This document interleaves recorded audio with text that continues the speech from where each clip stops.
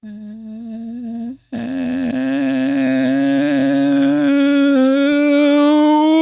up, everybody. Today is Thursday, January 28th, and we are... I didn't have to talk up, and I forgot the words. It's always Thursday, too.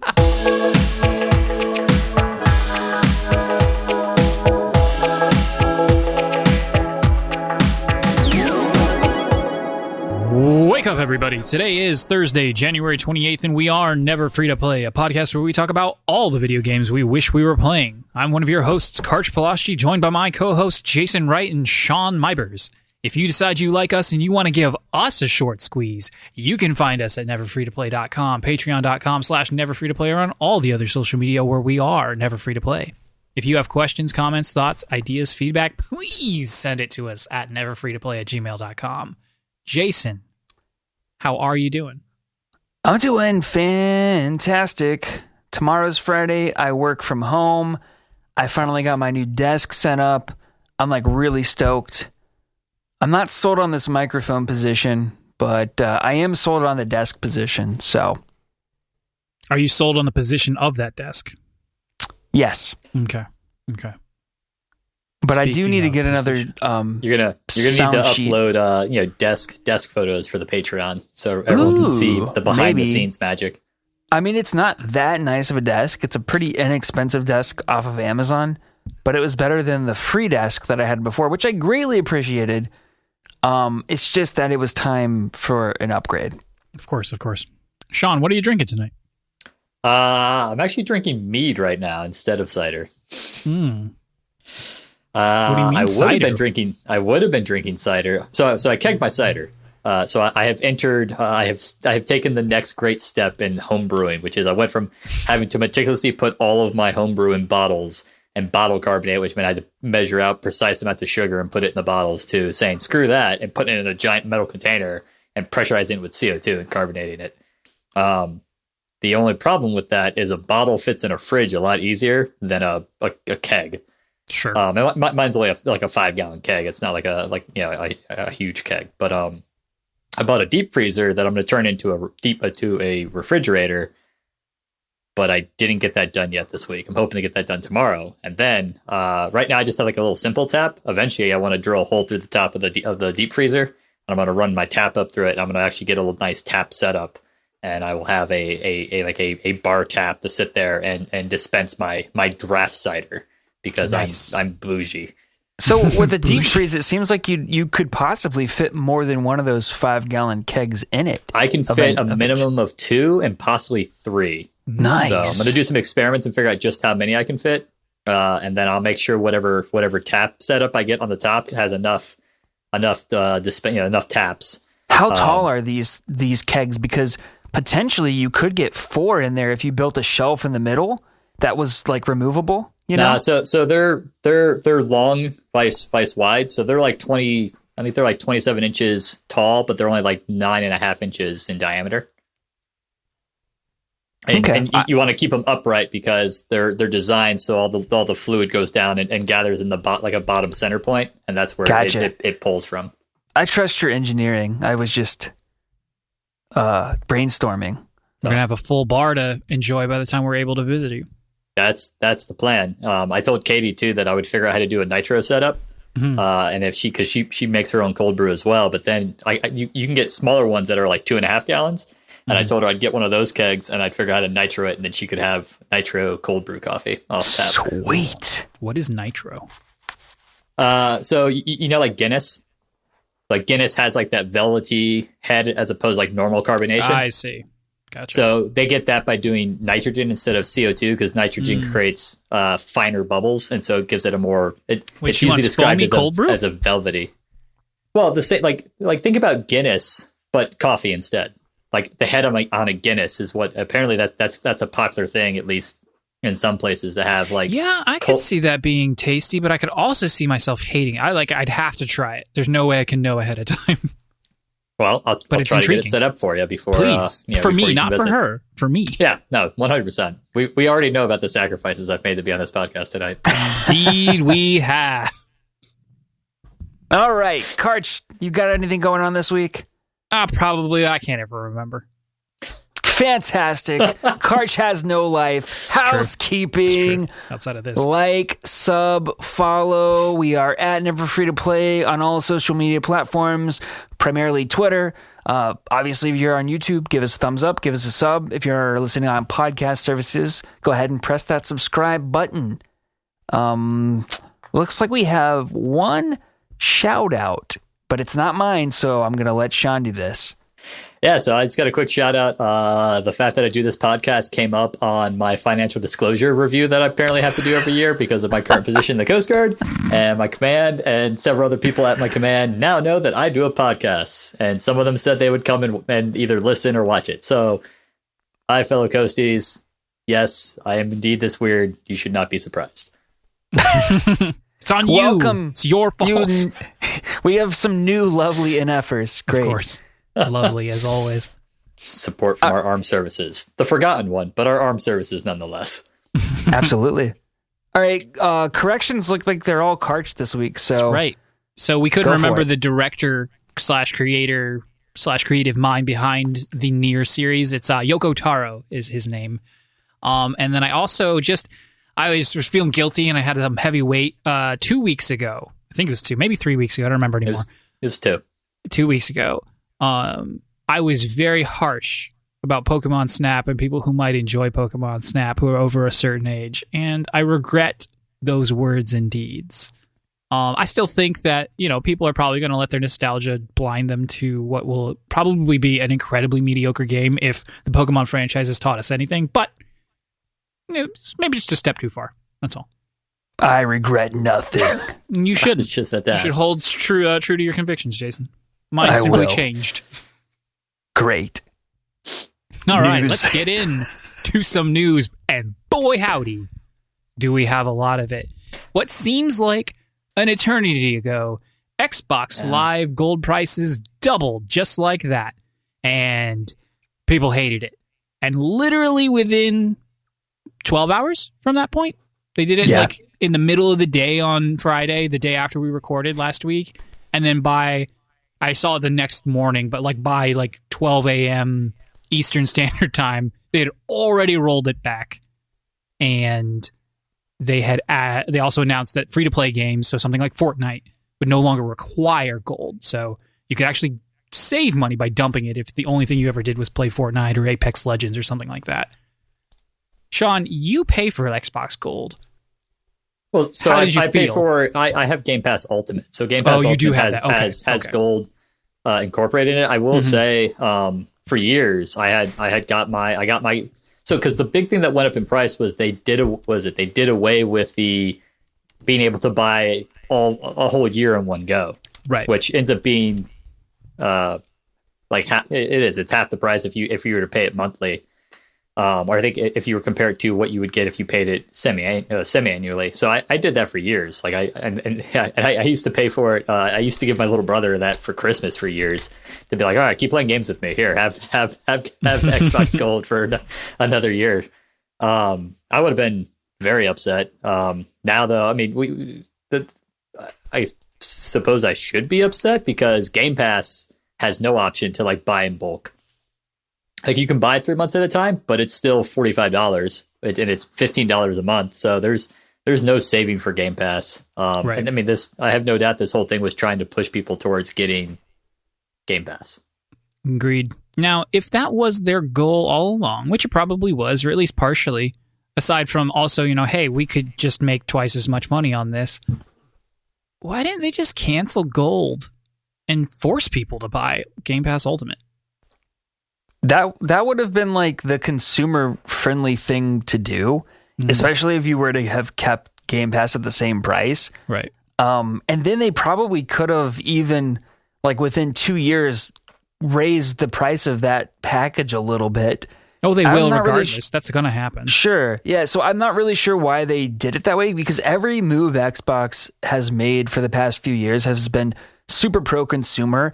And it's as soon as we hit this next gen, well, I would still say they're being more consumer friendly than Sony, but I don't know if they're well, everybody who bought a console is going to buy one, even though that's not true because they're impossible to find. I don't know what it was that just made them make this decision, but I guess ultimately I'm glad they rolled it back. Well, there's two things. So one, they announced what Game Pass has hit 18 million subscribers, and I think it was at 15 million like back in September. So they are growing pretty quick. And then they did announce that the Xbox Series, so both the X and the S, is the either the fastest or I think it's the highest selling Xbox console at launch. So it has sold better than, I guess, the OG Xbox, the 360, and the One. Not that I think that's necessarily saying a ton, but right. So sold out and everything else. So yeah. So you think they were getting a little cocky because their numbers were looking good? Yeah, it could be. I mean, I wouldn't put that past them. I mean, any company's gonna. It's funny how everyone's memory is so short. Like, a company will do something consumer friendly, and then they're the good guy until they do something bad. Yeah. And I think is a buggy mess. I just think doubling it was a mistake. Yeah. I think that even if it's still not a lot, like $120 a year it's still like pennies, overall compared to the value you get out of it. That's such a step increase, though. Exactly. It is. So, I think that's what it was. To look at it and to hear people use the word double. Most things that double in life are bad. Unless it's double mint gum, you're usually not having a good time. Because then you're doubling your pleasure and your fun. Exactly. Right. It's a quadruple. They're not either they're burying the lead. Oh, wow. With their gum. They're twins. And I don't know where I'm going with this. Moving on. So yeah, that was a blunder, but not as big a blunder as Wall Street. As GameStop. Kane from Alabama writes, what the hell is going on with GameStop's stock? To be honest, I don't think any of us really know. But the long and short of it is this. There are a bunch of fat cats at Wall Street who play games with our lives and the economy. And they do this thing called shorting. And they borrow stock at a value. And then they sell that stock. They don't own it, but they sell it anyway. And then they hope that stock goes down in price even further. And then somehow they make money on it. Like, I don't care if anybody here has another explanation. That's what they're doing. That's shorting. So that's shorting. However, if the stock value goes up precipitously over a short period of time, that's bad for these people. And that's exactly what happened when a bunch of memers over on Reddit, on the subreddit Wall Street Bets, decided, hey, let's buy a bunch of GameStop stock because this thing is happening over here with these Wall Street people.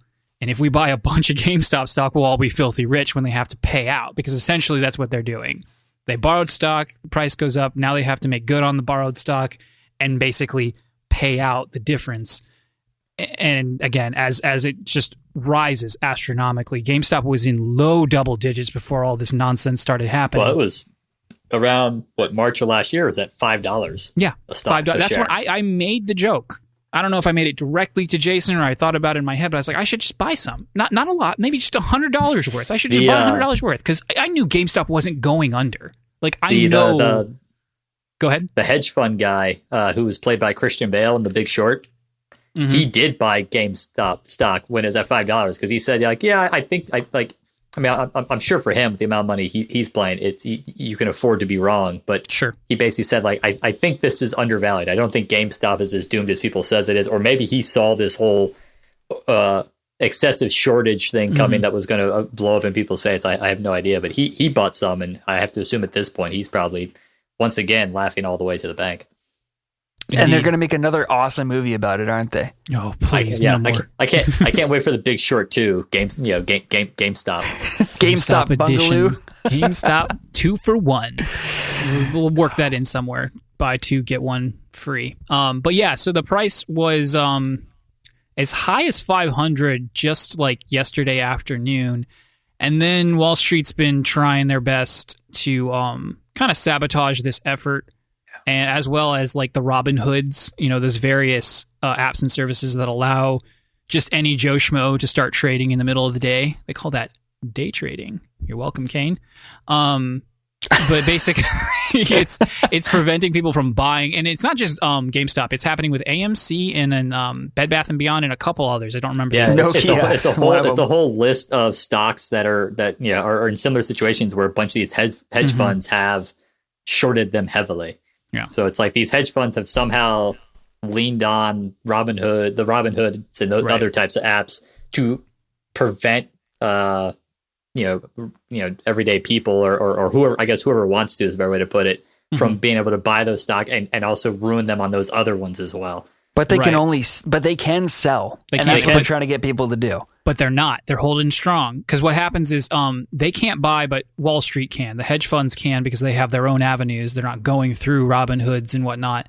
And so apparently, like the Robinhoods, actually, they all have agreements with various stock market companies, for the or for a better term. You would have to. They coordinate with to buy their purchases. So the assumption at this point, not that it's proven, is those companies have come back to the Robinhoods and whatnot and basically been like, no, if we won't do this, and if you ask us, we'll stop working with you, and you will get shut down.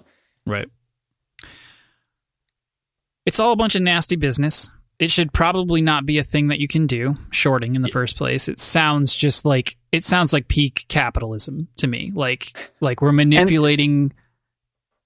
We're 4 layers into something that just doesn't exist. The idea, it's like credit on top of credit on top of credit. What is this anymore anyway?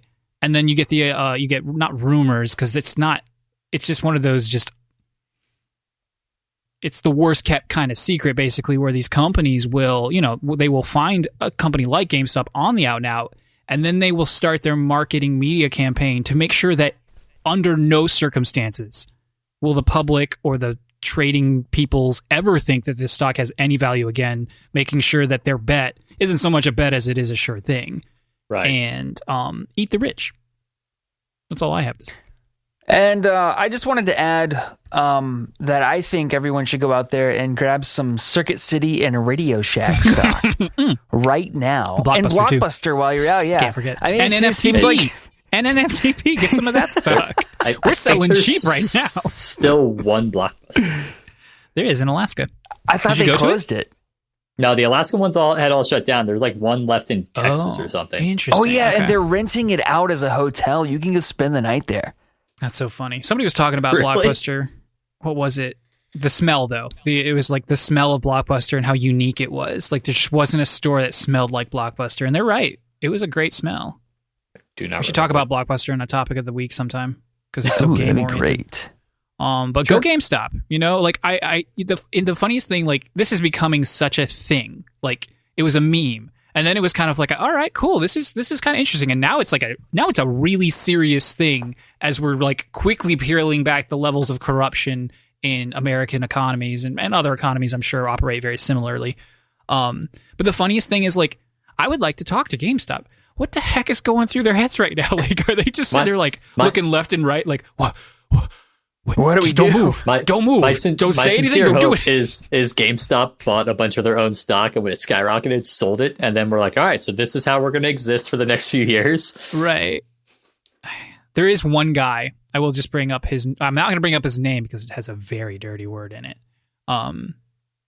But he's the one that started this on Wall Street Bet specifically. Again, not the only person to do this, but he had like somewhere in the area of $50,000 or $50,000 invested back in like 2019, and has, at the end of day, I think he posts a picture, an image of his earnings and his losses and all that on the subreddit, and he's still up by quite a bit, in the neighborhood of like $13 or $18 million. Good God. So every day he posts, though, like, all the replies are like, he's holding strong, we're holding strong, and there's just emojis and like nonsense. It's the funniest thing. Like if he sells, everything's gonna like crumble, at least on that subreddit, and everyone else will sell, and the whole thing probably falls apart. But like, well, that's gonna be the problem here. Is somebody's gonna eventually get left with a check, right? Probably. Like eventually, people will sell. The stock price will drop back to probably something more representative of what it should be. Mm-hmm. And then any of these people who are later to the game, who have paid, say, anything above $100, are going to end up losing so much money. Quite possibly. Hopefully, it's a fairy tale. and a story where the bad guy actually loses for a change. But that'd be. I mean, some of these hedge funds apparently have lost billions of dollars and have been like, they should. Yeah. Not because like I dislike them or I hate them, but like if they're gonna talk a game or if they're gonna like push so hard for things to be a certain way, this is what happens. It's simply because it is a game to them, the way it works. Like at the end of the day, some people might lose some serious capital and some people might lose their jobs because they made the decision in the first place and they weren't able to fix it before it became a problem. But at the end of the day, it doesn't matter. It just they'll bounce back and they'll be right where they were in a year, and so like it's just I couldn't care less what happens to them, except the small thing is like I don't know. Everyone's saying hedge funds, and there are some specific names being dropped, but like everyday people put their money in the stock market, and they give their money to companies, and those companies work with other companies. To and hedge so fund managers, exactly. And so my own are the billionaires obviously nobody cares about, but like, is somebody gonna lose a chunk of their own like retirements and savings? I don't know, and that would kind of suck. So yeah, it's like the only other side of it that I'm willing to like entertain, really. But I mean, collateral damage is collateral damage. It happens in a broken system or an imperfect one. So, yeah. Moving on to happier gaming news. Vicarious Visions merges into Blizzard. That's happy. Activision Blizzard, to be specific. Well, Blizzard of Activision Blizzard. It's so complicated. So there's the company, Activision Blizzard, but then Activision and Blizzard still also operate pseudo-autonomously within their own like merged company. And Vicarious Visions is the company, or is the developer that worked on the Tony Hawk Pro Skater remake, as well as the Crash remake, and lots of other remakes. They're really good at remaking stuff, a lot like Blue Point. They were owned already by Activision Blizzard, so this isn't some like kind of buyout. They just simply dissolved that company within a company and just kind of shoved them into Blizzard. Let's see what else was there. The one thing that I took away from this is that one of the higher ups in Vicarious Visions got promoted to like some EVP position within Blizzard, and now this team will be dedicated to creating Blizzard games. Right. So there will likely be no other like Activision games that they're working on remaking or anything like that. And then the biggest news I think from all of this is that this team is now taking control of the Diablo 2 remake. So previously, Blizzard's Team 1 had been responsible for the Diablo 2 remake, but after some post-launch fallout from the Warcraft 3 Reforged, Activision Blizzard took that project away, and they gave it to Vicarious Visions. So it'll be interesting to see how this turns out. It reminds me a lot of how Nintendo's handling the Metroid trilogy remake. They're like, these guys maybe aren't doing the best job. Let's give it to someone who's got experience doing this sort of thing. Yeah, and I mean, like, that's a good track record of just those two games. Again, I wish I had a list of their stuff up in front of me because I'm pretty sure they've done a few other things that turned out really well. But those two in the last, Crash Remake came out in 2018, I think. And of course, everyone loved the Tony Hawk Pro Skater remake. That was 1 and 2 combined. And those are just two totally different kinds of games. So, like, I can believe that they'll be able to turn Diablo 2 around into something that's just like, hey, here's a rock solid modern version of this game with almost nothing altered. And I'm all for that because I love that game as it is. Worms and all. I just want it to run on my Windows 10 modern machine, and I don't want it to look like complete garbage. Sweet. Plus, it's like official now. Like, it was strongly rumored, if not pseudo confirmed, that the Diablo 2 remake was being worked on. Now everybody knows that it is. And I can't wait. Oh, me neither. That's a day one for me, for sure. Especially now that this team's working on it. Like, there's the only thing they could do that would keep me away from it is if they do anything to the way the multiplayer aspect works. I do not want it to look anything like Diablo 3. I want to be able to join a game with randoms, go hostile, find them, kill them, and take their stuff. No. Yes. Bow runs. Well, that too. I'm not saying I'm going to do it. I'm just going to say I want to be able to do it. And if not, I feel like it takes away from the spirit of this game. I'm not playing with Greg. I wouldn't. I mean, I will. but I wouldn't if I were you. Sean, did you ever play Diablo 2?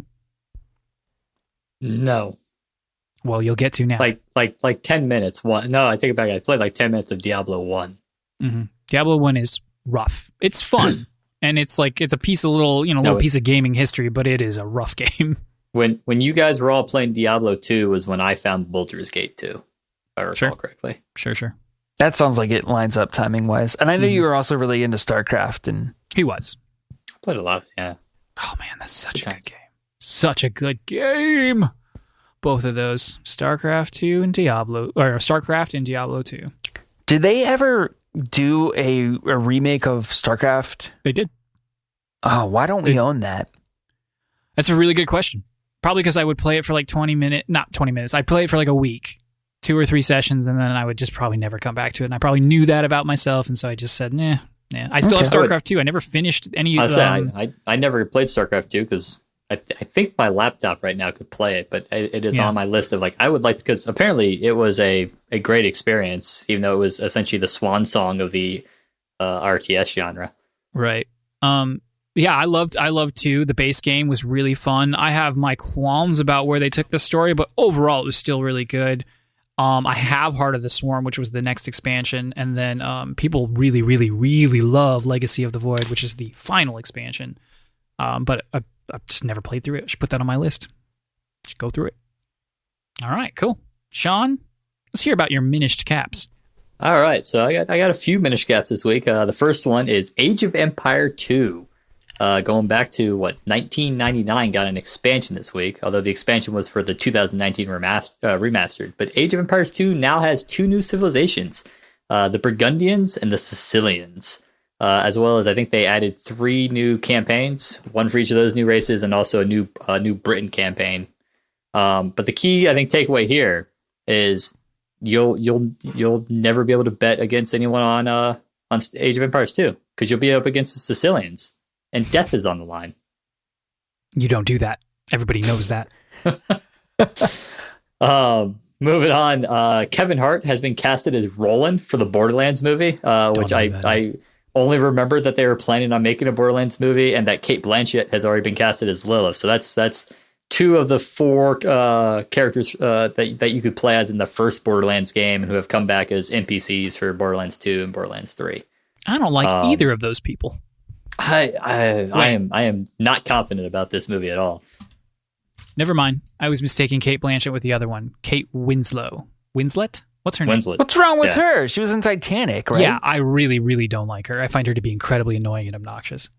So, I mean, I'm not saying that I think Cate Blanchett can play a good Lilith, and I enjoy Kevin Hart.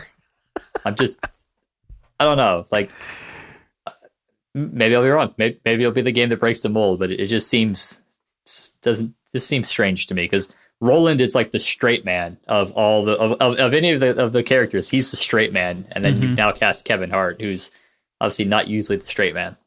What is it with them? Why can't they make a modern movie about a modern video game? Why do they wait 10 years before they finally decide to do it? Like Mortal Kombat and Street Fighter were like the last time, and Super Mario Brothers. They made those at least somewhat contemporaneously with the games in the time frame they came out in. This is dumb. That's going to be another topic of the week sometime. Video game movies. That should be. I'm gonna write that down. It's a good one. Sorry, continue, Sean. Nope, no worries. So Returnal, the PS5 exclusive, has been delayed to April 30th. So that's been pushed back to a little bit. Cyberpunk, CD Projekt Red dropped patch 1.1 for Cyberpunk 2077. Apparently it fixed quite a few bugs, but introduced a game-breaking bug to one of the quests.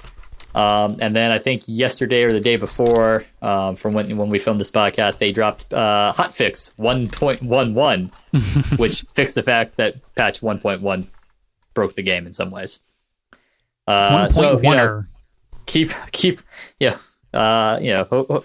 Just maintain 2 steps forward, 1 step back. Only 1 step back there, CD Projekt Red, and you'll eventually make a game that somewhat holds up. And then finally, for my Minish Caps, is Roger Craig Smith, who has voiced Sonic the Hedgehog since 2010's Sonic Freeriders, with the exception of not voicing him in the recent movie, will no longer be voicing Sonic. The expectation is Ben Schwartz, who voiced him in Sonic the Hedgehog the movie, will likely be taking over the role for the foreseeable future. So this is the opposite of what, like, this is the next best thing. So usually when, like, an animated character or a video game character becomes incredibly popular, I get really annoyed when they decide they have to, for no reason, take that really talented voice actor and then give it to somebody famous. Like Batman, Lego Batman was Troy Baker. Wasn't Kevin, help me out, Sean. You're looking who actually played him in Will the movie? Arnett. No, Will Arnett. who's historically Kevin been Conroy. Conroy, thank you. And yes, Yeah. Will Arnett plays him in the movie. Why not just hire Troy Baker? Is Will Arnett putting people in seats to see Lego Batman in the movie thing? No, he's not. You're wasting your money because Troy Baker's going to work a lot cheaper than Will Arnett. And so this is the opposite of that. They're kicking out the old guy and bringing in Ben Schwartz to do, like you said, presumably, to then do it going forward for all Sonic franchises. So at least it'll be consistent.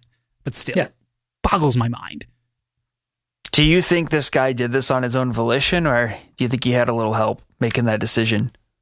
I mean, I'm sure he's probably hired on a game by game basis, and and maybe has some ongoing contract for any promotion type things, and it wasn't. He was probably informed that they weren't going to extend it. I mean, 10 years of a steady role is not a bad deal. So, I mean, obviously, all of his announcements were upbeat about it. I'm sure nobody likes the fact that a steady income or a generally reliable source of income because of how frequently Sonic the Hedgehog games come out is gone. But yeah, he didn't come off as bitter. They would never do that to, like, the guy who does Mario's voice. You know what I mean? Like, that's just because Nintendo is Nintendo, and, like, God help them if they ever try to break from tradition. Like they would just crumble. It's going to be interesting because who makes was that Imagination Studios or who makes the Despicable Me movies? Yeah, Imagination. No, Illumination. Illumination is making a Mario movie, so it's going to be interesting to see if was it Charles Martinet. Martinet. It's spelled Martinet. I don't know how to say it. Is going to come and voice Mario for that, or if they will get a different voice actor. You're assuming Mario will have speaking parts.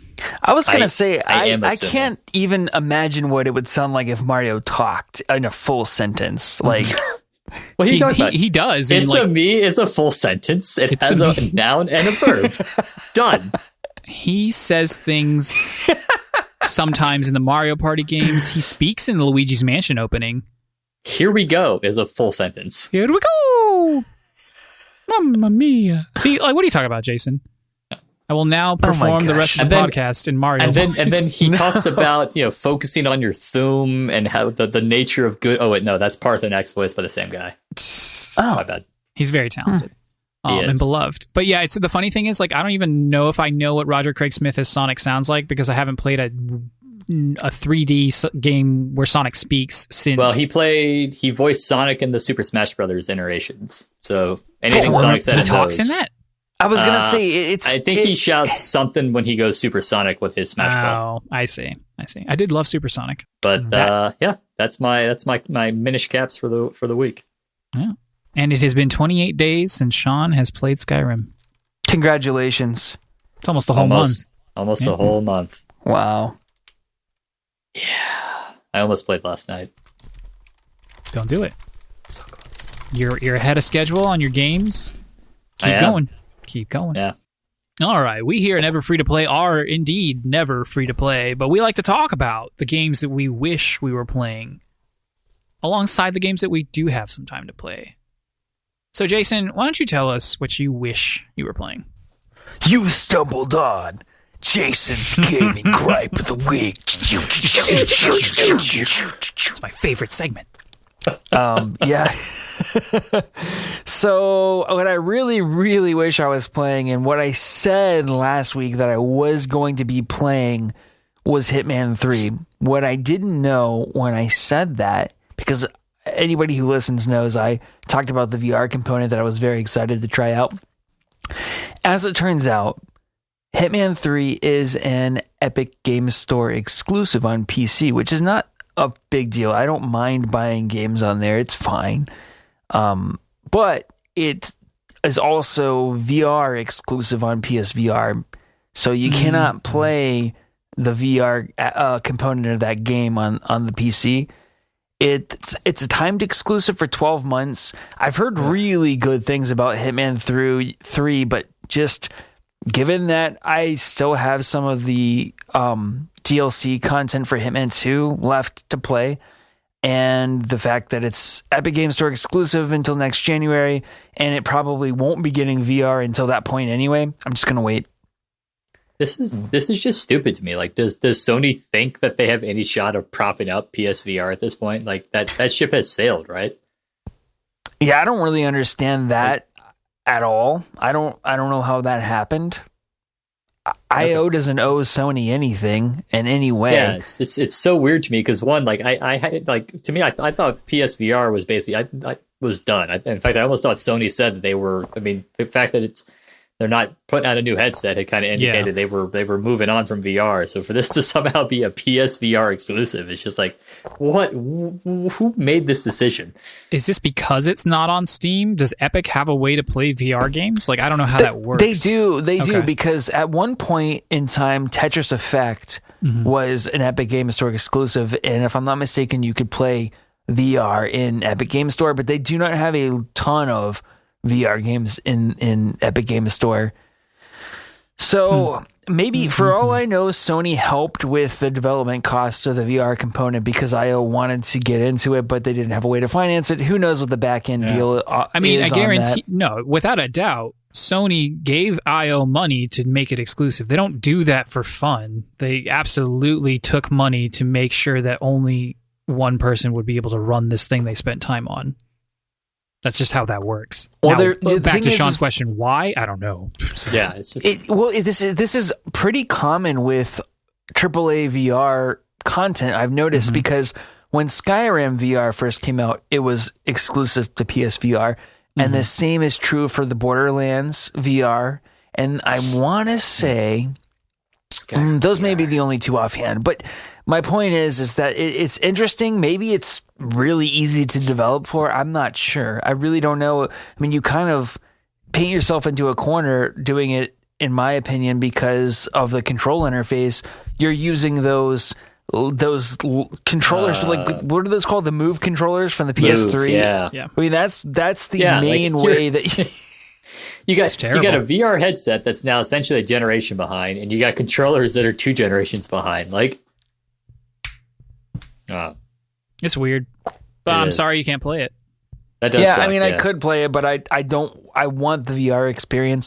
I am confident that it will come to PC. It's just a matter of when, because there's no way IO put all of that time and effort in to only have it confined to the PSVR. So it's just a matter of when. I'm hoping the answer to that question is when the Epic Game Store exclusivity runs out, which will be January of next year. So we'll see, but that's what I really want to play, but I want to play it my way, and I'm not willing. I mean, I have other stuff I'm playing right now, so I'm not going to bend over backwards to try to play this. Fair.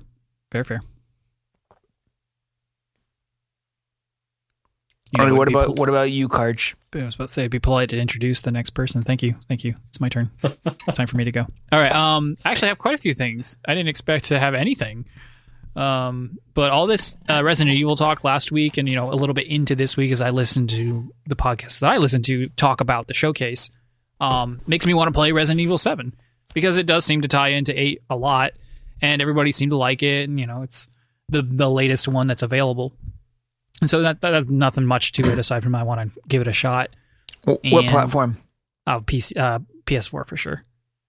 Unless you want to go halfsies. That's what you want to play. Okay, well, keep in mind, I'm almost positive if you pre-order Resident Evil 8, you get Resident Evil 7 for free, unlocked instantly. Yeah. Maybe. Something to think about. Gotta pre-order it for a system I don't own, though. No. It's going to come to the PS4 as well. I'm not playing the PS4 version. Okay. I'll play the PS5 version for 8. Did they release something about the difference? Because when we talked about this last, it looked, I didn't think there was supposed to be a difference between the two. The difference will simply be one will definitely run and look better. Like there is going to be a PS5 version specifically for 8. Like, I don't know. I don't think there will be like functional differences. But you could stop being such a little Sony fanboy and buy an Xbox and get smart delivery and pre-ordered on that. The PS5 version will be free too. Like, it'll. Oh, well then it shouldn't matter. It won't. I don't know what I'm talking about anymore. I want to play Resident Evil 7. That's what I want to play. I wish I was playing that. Cyber Shadow is a cool ninja 8-bit old school Ninja Gaiden style game.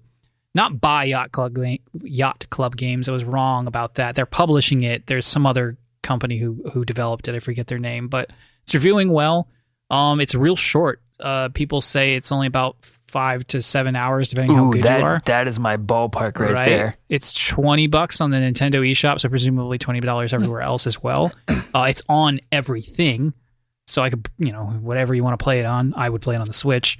But it looks really fun. It looks like a really fun, tight experience, and I love games like that. And if Yacht Club is publishing it, that means it must be pretty good. And then finally, I watched the 8.5-hour deliberations for Easy Allies Game of the Year awards, which not just their Game of the Year. There are several awards that they walk through.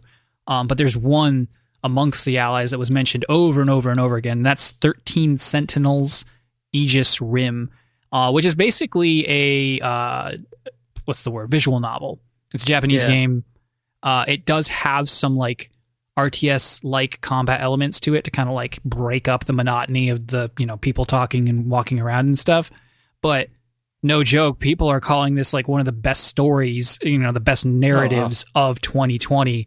And it came out several months ago at this point. And I just kind of said to myself, I'm not going to play that. But just the fact that people kept talking about it, not just Easy Allies, other people too, but how much all of them seem to like it. I just put it at the top of my mind. But it is PS4 only. I have a lot of other games that are on my PS4 right now that I need to play, that I'm going to play. So that's going near the bottom of my list. But I wish it was on Switch, because if it was on Switch, I would get that and then play it there. So yeah, I remember when this came out, and I remember looking at it and being like, that seems interesting, but the gameplay side of it was kind of like, they say it is. But if it's that good, they say tempting. The gameplay's weak, and it is absolutely something you play for the story. And while it has some anime tropes, it does a really good job of avoiding them for the most part. Or if it uses them, it uses them well. So it's not just kind of like weeb trash, like some stuff can be. So. Yeah, it looks cool. Like I said, PS4 only. So, oh well. Maybe never.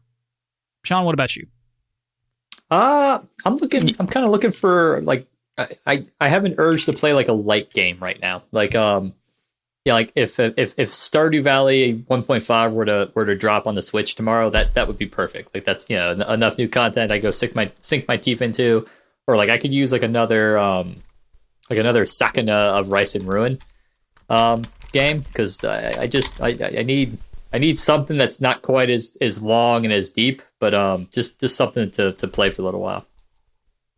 Hey Sean, or Karch maybe. I thought you texted us something the other day that the Stardew Valley update was like the time frame was announced for the Switch. Yeah, so Concerned 8 came out and said that it's in like review. Yeah. And so he basically said, that could be somewhat variable how long it takes, but he thinks his original estimate of end of January, early February will still be accurate. So it should be coming out. Okay. Yeah. But yeah, I need something that's not like a big heavy game. I just want something almost like a palate cleanser. Something that's gonna take me only maybe a week or two to beat. That's fun and focused. I need to find a game like that, I think, before I move on to some of the other games on my to-do list. I totally understand that. We do the same thing with television, like palate cleanser of a really crappy, trashy reality TV show before we go into like the next super depressing drama or like, So, as far as recommendations go, Cyber Shadow looks cool. If you want to look that up, like I said, it is $20, which might be a little steep for a game that you're only planning to play a little bit of, or you might even beat in 5 hours. It's it's total judgment call value wise. Yeah, I'll look into that. I don't know if that's light though. Sakuna was only he said 1 to 2 weeks. Oh, I thought so you mean light in content or light in tone, Sean? I could use light and tone. But also, just something that I'm not both.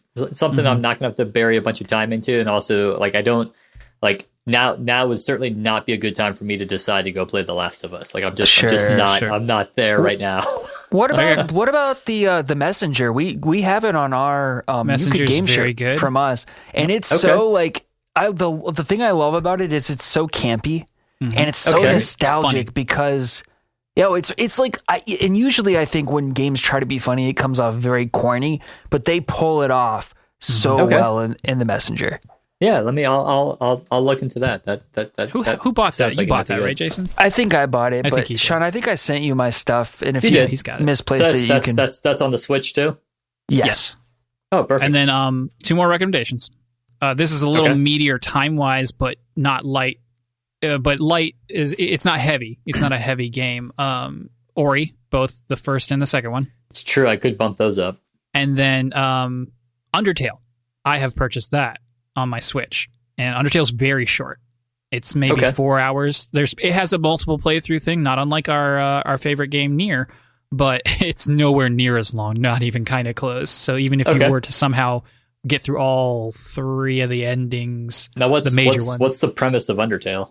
Undertale is a goofy sort of turn-based RPG, heavily inspired by Earthbound, but instead of doing like menu-based attacks and stuff, you do have a menu, but a large part of the combat is actually like a bullet hell. So your character is represented by this little red heart, and then the enemies just shoot stuff at you in this little arena, like when it's their turn, and then you dodge them or you get hit by them, and then you can kill it, or you can talk to it and maybe make friends with it, or you can at the very least, like passively like run away.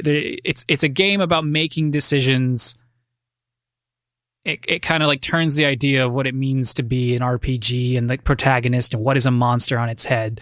It is overall though just a really cute little homage to Earthbound and similar type games.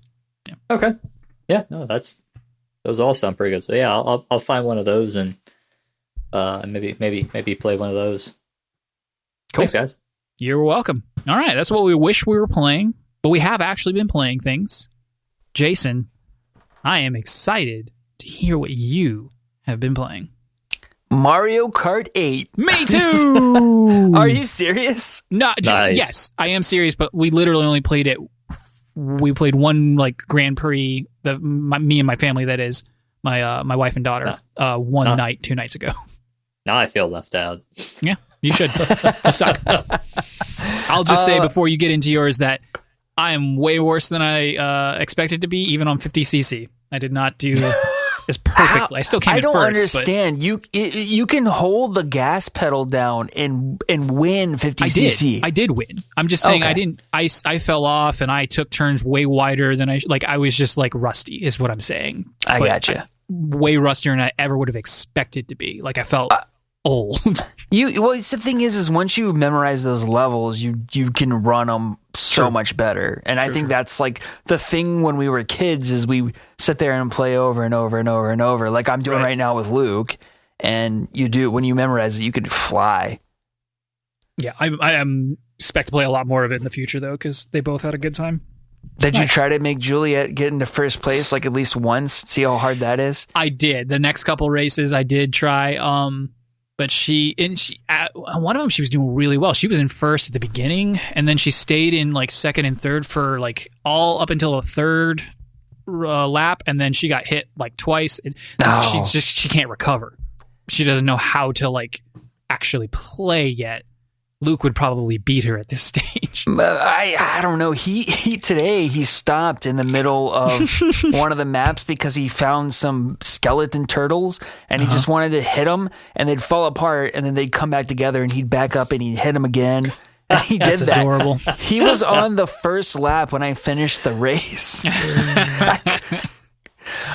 funny. That is adorable. What I found is that if you stay in, like, once they're in first place, if you can kind of stay in like third or fourth, you can kind of play more offense to the people behind her. I found that's pretty successful strategy for me. Luke and I have been working on getting the gold cart. I am not even going to tell him that there's a gold Mario because he'll make me try to get it. There's a gold Mario? There is. You have to beat every 200cc and you have to get a star in every single one of them. And for anyone who doesn't know how the star system works, because I had to look this up, every race you get points. If you are in first place, you get 15 points per race. There's 4 races per cup. Every race you can get, 15 points for first place, 12 points for second place, 10 points for third place. If you get at least 54 points total by the end of the cup, then you get a trophy and a star, which means you either have to win first place 3 times and third place once, or first place twice and second place twice. If you get fourth place, restart because you ain't getting that star.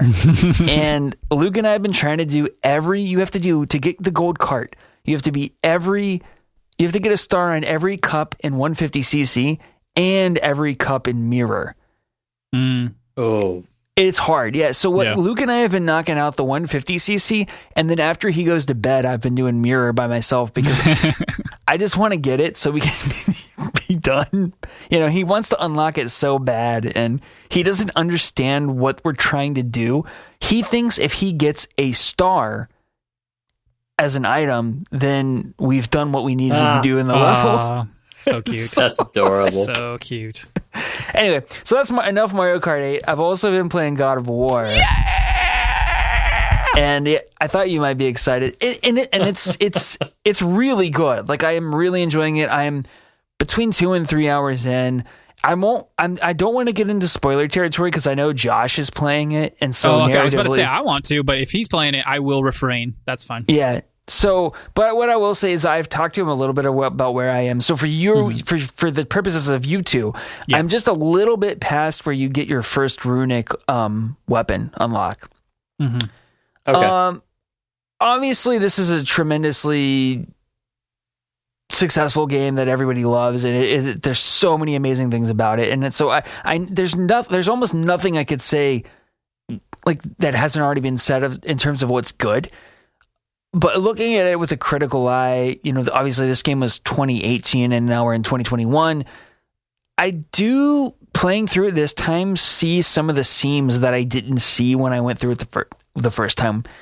And I guess I was so enamored by the combat and the narrative that it led me to just, even though it's not linear, it is linear. And so I would just always go forward, right? But what I realized when I played with you, Karch, is that you said, well, Jason, your weapons stink and you're like, you don't have enough, like you're not, almost like I'm not on a high enough level to like progress. And so I'm trying to go through it a little bit more slowly and pick things up and that sort of thing, because you do kind of have these deeper RPG mechanics that require some level of exploration. But within the first 3 hours, and maybe it just hasn't opened up enough yet, there's nothing to explore. I mean, you have to find these little chests and stuff, but 9 times out of 10, when I take a turn off, I just hit an invisible wall. So I guess that's the frustrating thing to me right now with the game. Like I said, I am enjoying it, but I definitely think it has its limitations. Have you hit like the big lake yet? No, and I know that's a pivotal point where it does open up more. That's certainly where I would say the game opens up a bit. You're in There's tutorial side land quests and all still. that. I know it's a long tutorial because a lot of it's story based. But like you said, once you hit that lake, those things you're talking about, you almost, not quite. I think they're pretty good about not giving you too much, because then you will get a lot of stuff to do even further on if you want. But at that point, for me personally, so basically the first round of side quests that they offer you, I did almost all of them, and then they offer you another round later. But I'm like, no, this game's too good to stop playing the main part, and these side quests are actually just kind of boring. And so, like, I just kept going with the main story. And I think. Sorry, go ahead, Sean. No, go ahead. Okay, I'll say. I mean, I will say that probably my least favorite part of that game was that they tried to do some more RPG to it. Like I didn't enjoy having to deal with armor and like I enjoyed the different runes that allowed you to pick like your different kind of special attacks. Mm-hmm. But the whole like armor and leveling up and then gear being restricted behind levels was it didn't seem to mesh with the rest of the game very well. Like it seemed very tacked on to me. I think that's kind of what I'm getting at because I do remember being mentally weighed down by and a little bit overwhelmed by this, like the skill trees and the items and trying to like min max, my gear with my skills. It's a weird system. It's a weird, like, because you're not level restricted, Sean. The gear is your level. Like that's right. The better your gear, the higher your level, which also affects something else. It's strange. Yeah, I don't actually get it. Although aside from like, bigger number is better. Yeah, it was weird to me, and I mean, like you said, like some of the side quests, especially the early on side quests, were more worth it. But that game is narratively so strong that there's always this aspect in any game, or especially open world games, where you're like, I had like Skyrim, the dragons are back. I need to stop the dragons, but I'm going to go off for the next 50 hours and do a bunch of side quests. Like there's always that disconnect. And God of War, like admittedly that particular logic's not there because there's no huge time crunch in the game. But God of War is so narratively strong in its main storyline, and most of the side quests are just not up to that level that they didn't feel worth it at all. Yep. Which then I think it is that if not doing those at all, I think hinders you later in the game in terms of like how strong I did a few of them, but I didn't do a ton of them, and I never got held back because I was under leveled or anything like that. I just think you guys had prioritized. I just don't think you and Greg prioritized anything about your gear. Like you just spent zero time with it, and so that by the end that caught up with you. As long as you pay even a modicum of attention to what you're doing a little bit at a time, you'll be fine. Okay, I agree with Karch. Well, good, because I mean, honestly, that's kind of why I had to restart to progress. Mm-hmm. So anyway, like I said, I'm really enjoying it. I'm going to continue to play it. I definitely want to finish it. But I just, like I said, this game gets a lot of praise, and I just wanted to put a 2020 or 2021 eye on it and say, there are some things I'm hoping for the sequel. Definitely. It's for as good as it was, there's so much room for improvement. Not unlike Breath of the Wild. Like, I can't wait to see, and I hope they do anyway. Like, man, you've got a great game. Like I call it a perfect game, but that I could still see so many things you could do with God of War. So many more things you could do with Breath of the Wild, with its systems and its structure, etc. Totally. But I like it. I like that you're going to be able to bring your fancy falutin opinion post-release. Yeah. We'll play it. So let's... Jason, go away. You're done. What? Get off the podcast. Go play some more God of War. Okay, yep. All right, I'll see you guys. You finish it up. Oh, for real. Sean, what have you been playing? So I woke up Saturday morning because as we started the last couple weeks, pretty much all of my... In fact, I can't tell you the last time I played a game on a weekday, or I guess a Monday through Thursday. I usually get a little bit of time in on Friday night, but I loaded up... I woke up Saturday morning with 101 degree fever, which probably means it's like 102 because I think my thermometer is always a little low. And then admittedly the fever was gone by Sunday morning. So I don't know what came up with me, but the fact that I felt like crap and didn't want to go out and do anything, man, I played a good amount of video games on Saturday and Sunday. So I beat Star Wars Squadrons, or I beat the campaign. Congrats. I still haven't gotten around to playing the multiplayer because my goal was I was going to play the multiplayer and I was going to film. And when I look like I'm on I'm half dead because I'm running a fever, it didn't seem like a good time to try to film a video. I didn't need like our two fans contacting me to figure out whether or not I was like dying or anything. You look like garbage. Get off our show. You look terrible. Go make some rice. Join the podcast. I don't want to spoil anything about the campaign story itself because I know Jason, you talked about playing it in VR and some other guys maybe doing that, but I will say so. You spend the entire campaign alternate, as I talked about last week, where you play some missions as rebels, and you play the New Republic at that point, and some missions as the Galactic, the remnants of the Galactic Empire. And obviously, they're the characters are very much all about that, their side's particular ideology, and so there's this back and forth. And I really thought the game was eventually because it keeps splitting you, there was going to be a point in the game where those two sides were finally going to intersect. And you're either gonna have to pick to go with the New Republic and Vanguard Squadron, or the Galactic Empire and Titan Squadron, and then ultimately you'd end up kind of destroying the other side. That never happened. Boo. And instead they try to give both sides closure, but it ends up just kind of cheapening the whole thing, and it ends up being very unfulfilling. So I stand by a lot of what I said about, or all that I said about gameplay last week. It is a fun game to play. There is all that stuff to manage. It's a beautiful, Star Wars space combat simulator.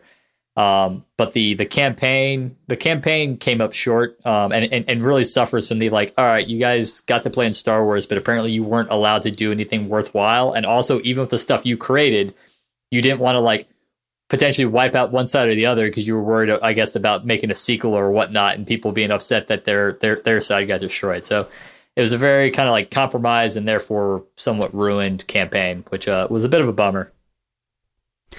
Question for you. Yeah. So I know there was some talk at one point once Disney took over that, they were kind of wiping the slate clean on what's canon. And then there was this, at least at one point, I feel like they said, even the video games are going to be canon. Yep. Do you think that? So they 100% did say that. So they wiped out all of the old Star Wars canon. So all the old books and the comics, some of the comics were part of what was called the expanded universe. And they basically came back and said, none of that's canon. It could possibly be canon, but is no longer guaranteed to be canon. And then they have come back and said, the video games will be considered part of the new canon. Sure. So that's my question. Do you think their hands were tied in any way with the ending of this game based on where it falls in the timeline? I mean, it could be, but at the same time, you're playing the game essentially months after the end of Episode 6. So after Return of the Jedi, you've got decades between Return of the Jedi and The Force Awakens, and during that time that the big thing that happens is the New Republic and the Galactic Empire fight. So to play this thing where neither side really makes much of an impact, is there's room there where you could have told a story that felt like it had weight, at least in the time period that it takes place, and they didn't even really do that. All the things that you're working towards as the New Republic essentially end up not mattering, and the Empire, minus having lost some capital ships, which it's the Empire and they're all kind of faceless capital ships anyways. It just felt like it ended up having no stakes.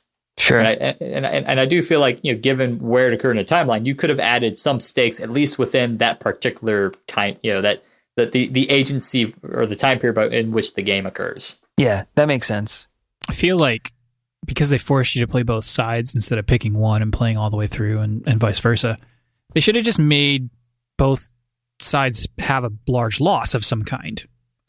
Which would alternatively be a win for the other side. It seems really easy because that's how war goes. Is I thought at some point, I thought I was going to go into the last mission of the game because it's set up very much Titan Squadron and their Star Destroyer is finally catching up to the ships that the New Republic have been flying in Vanguard Squadron. And I thought I was going to go in that the last mission, and it was going to be hey, do you want to fly as Titan Squadron or do you want to fly as Vanguard Squadron? And whatever one I picked was going to have this big impact on the other side.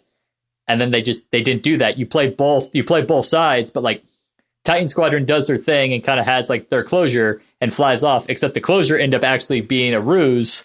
And then Vanguard Squadron does their thing that doesn't really matter because Titan Squadron has decided to leave, although the rest of the Imperials haven't. And it's just yeah. Sounds a little messy. Josh is playing this game, and I don't know how far he is. Well, yeah, and that's why I'm avoiding any concrete details because of that. Right. Okay. I mean, I don't think Josh had any. I very much doubt he had high hopes for a Oscar-winning performance at the end of this game. No, I think he's just enjoying the VR. Sure, exactly. Yeah, and that's the thing. The game still plays. playing that game is still amazing. Except for maybe one mechanic on the last New Republic level, but it was like, I'm still very, very glad that I played the game. I still very much enjoyed the process of playing the game. The story comes up a bit short, but are you going to try multiplayer before you move on? I am. Yeah, I'm going to try to play play multiplayer this weekend. Cool. And I'll try to record. Like I said, I think at least I'll play the multiplayer mode against the AI just to try that, and depending on how much I enjoy that, I may play some against some other humans. Cool. Yeah, and then so I beat Squadrons on Saturday, and was in a Star Wars mood, so I moved on to KOTOR. Keep it going. And KOTOR's old, so I will spoil the heck out of this ending. Do it, because if you haven't beaten KOTOR at this point, go play KOTOR. You're not gonna. That's what it is. This is your spoiler warning.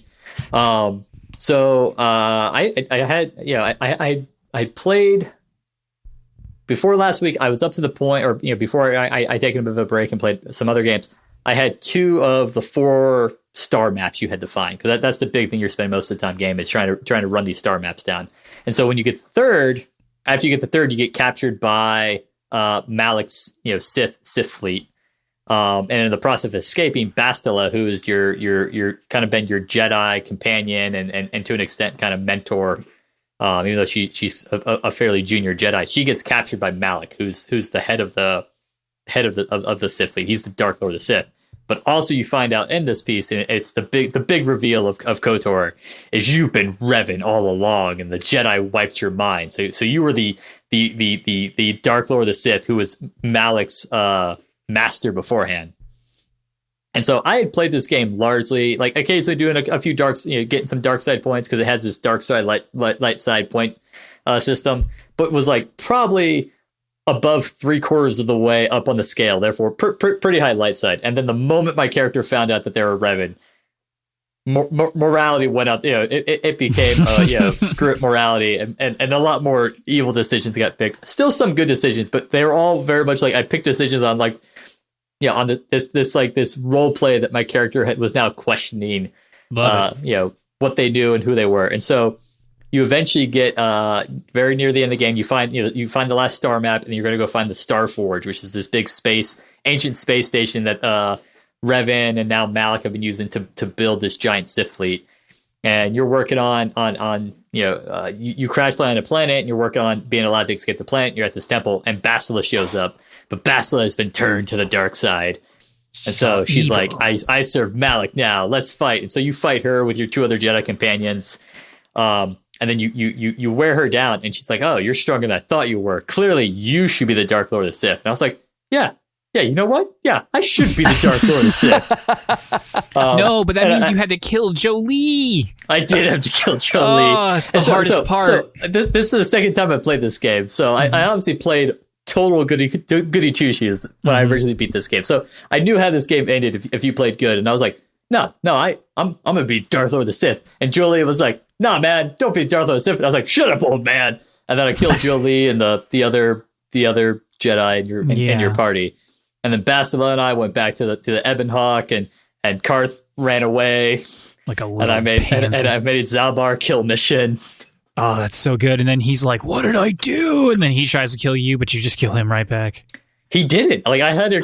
I forced persuade him to kill her, and then he was just like, "All right." So when I did it, you might get maybe 2 more rooms past that moment, and he has a moment of like conscious crisis, and he's like, what did I just do? And then he tries to attack me, and I had to kill him. I didn't take him into the Star Forge with me. That might be why.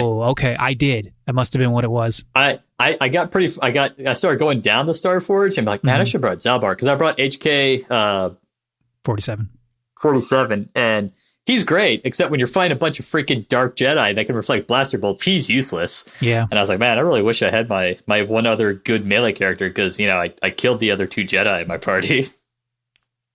So there was some grit, but also, good Lord, the fight through the Star Forge in that game. It's brutal.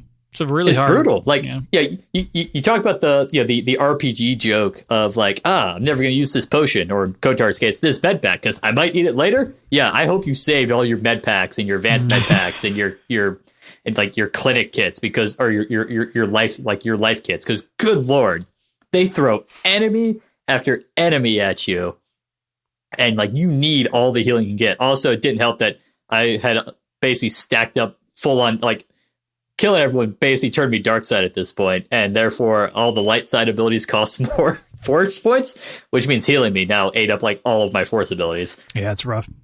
So I mean, went down that route, destroyed the Republic fleet, killed Malik.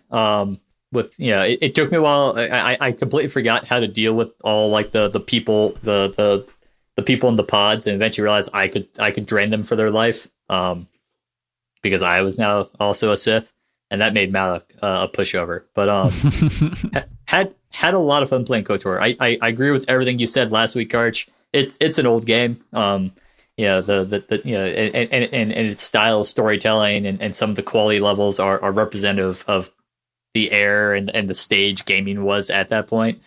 But man, still such a fun game. It was, and I've also like, it's a game, like it's interesting sitting there and picking the dark side path and basically embracing your Revan, which the last star map of place I did was Korriban. So like the Sith homeworld. And it was fun going through all that and be like, but I'm Revan. And they'd be like, you're not Revan. Revan's dead. Like, no, I'm Revan. Listen to me.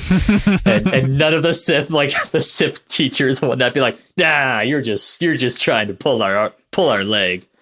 You guys are making me actually really want to play this. It's a good game. It's not a bad game. So that's the thing. It's like at the end of the day, like this game does picking good versus evil to like so many games, like good is good and evil is evil, and there's an aspect to that, but like there's depth to those choices. Like, do I wish there was like a little bit more nuance of like, yeah, I'm Revan, but I'm also like full on Sith, but I'm definitely not a Jedi. Like, do I wish there was that middle of the road path? Yeah, or like something dark side, but not full on like I'm going to destroy the galaxy dark side. Yes, but there's an aspect there too of like you dig into the history of like what Revan went through, and you're kind of like, well, I mean, he's kind of justified. Like the Republic sucks and isn't good at managing itself, and he knows there's other dark forces out there coming to try to destroy the Republic, and he's like, all right, well, I'm this guy who ended the Mandalorian War because nobody else would do that. I'm gonna go conquer the Republic and make it work. And like it talks about how when he was fighting the Republic, he would destroy their military but maintain like their economy and their civilian structures because he wanted to take over a stable thing. And I was kind of like, oh man, maybe Revan wasn't so bad. That's what that chick does in Game of Thrones, kinda. And so like it was weird because this is the first time ever that I've beaten a game where I picked like the bad ending, and I was kind of like, oh no, like.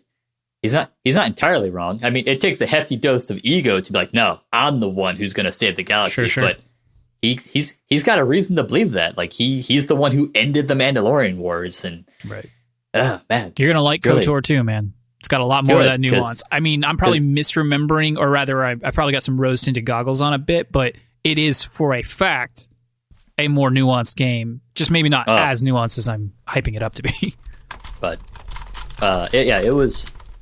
I really, really enjoyed it. It's always interesting to play the game. It makes you pause and be like, oh man, like I relate to the villain. Like I can see why the villain thinks he's right and actually might be right.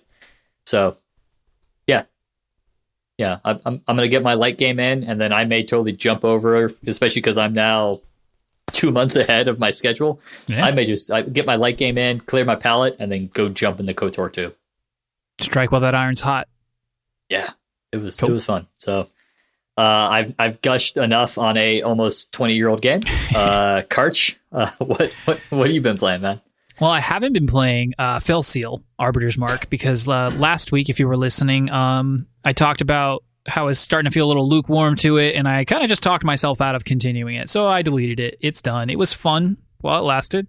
It's still a very good game, especially if that's what you're looking for. If you want to play that tactics style Final Fantasy Tactics style game that's got everything you're looking for. So go pick it up. It's very cheap and very well done and very long, so it's worth your money. Anyway, what I have been playing is more Nier. I finished the first playthrough, which took about 12 hours. Yep, it was very good.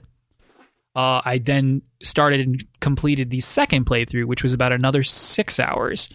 It was so.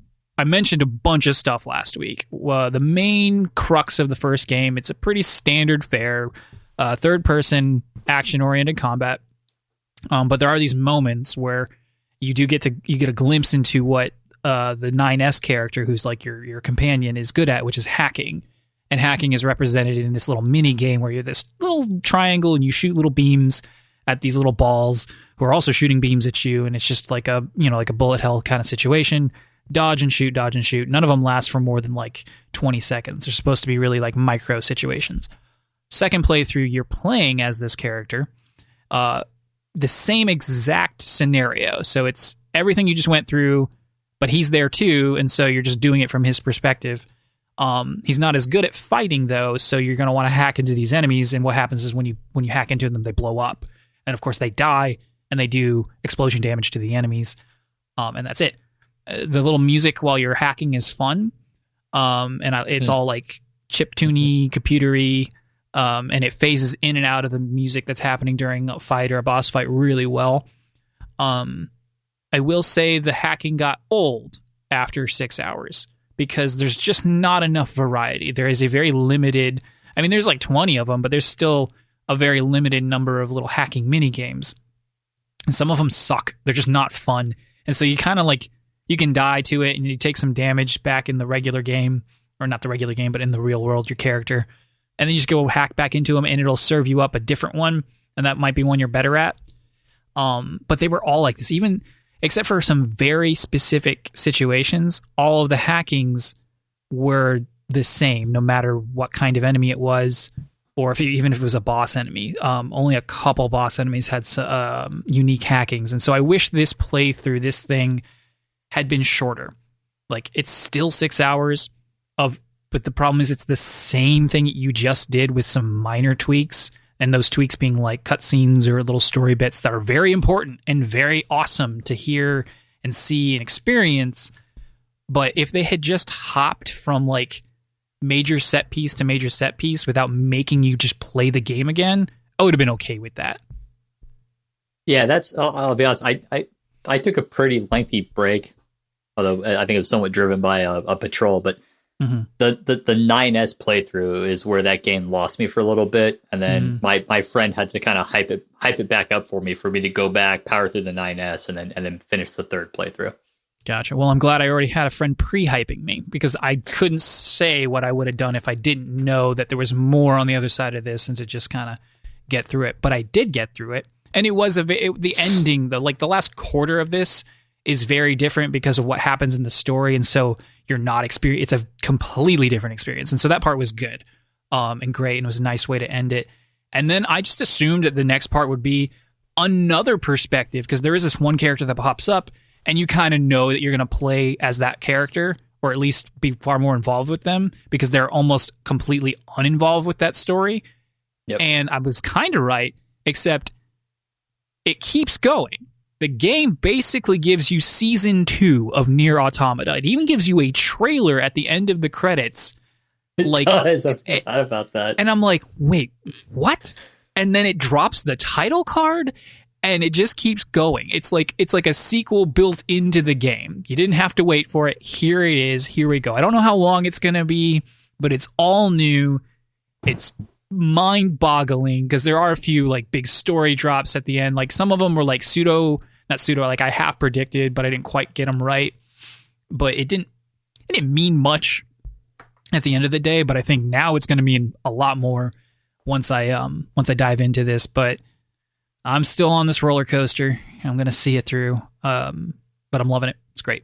It's great. I want to ask you so many questions, but I'm going to save them for when you have beaten the game. I will. And we have our little spoiler cast about it. Can't wait. It's going to be great. And then the other thing I've been playing is today, actually, Magic Arena, the Kaldheim Norse mythology expansion dropped today, along with the mobile app. Oh boy, it is good. Last expansion back in September, they delayed the app. They said it was going to be ready soon, and it wasn't.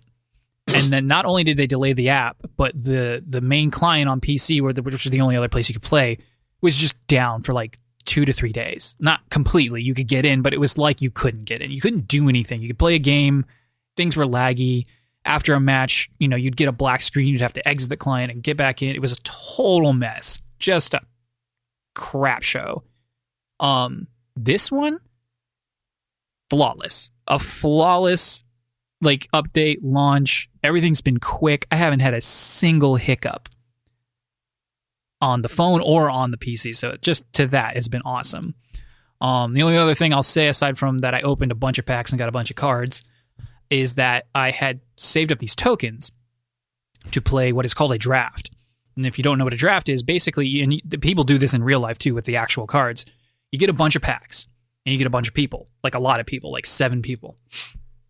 And they'll usually do this. They call them Friday Night Magics, and you go to your local game shop and you play with other people. Anyway, you get a bunch of packs. I think they're special booster packs with slightly more cards in them.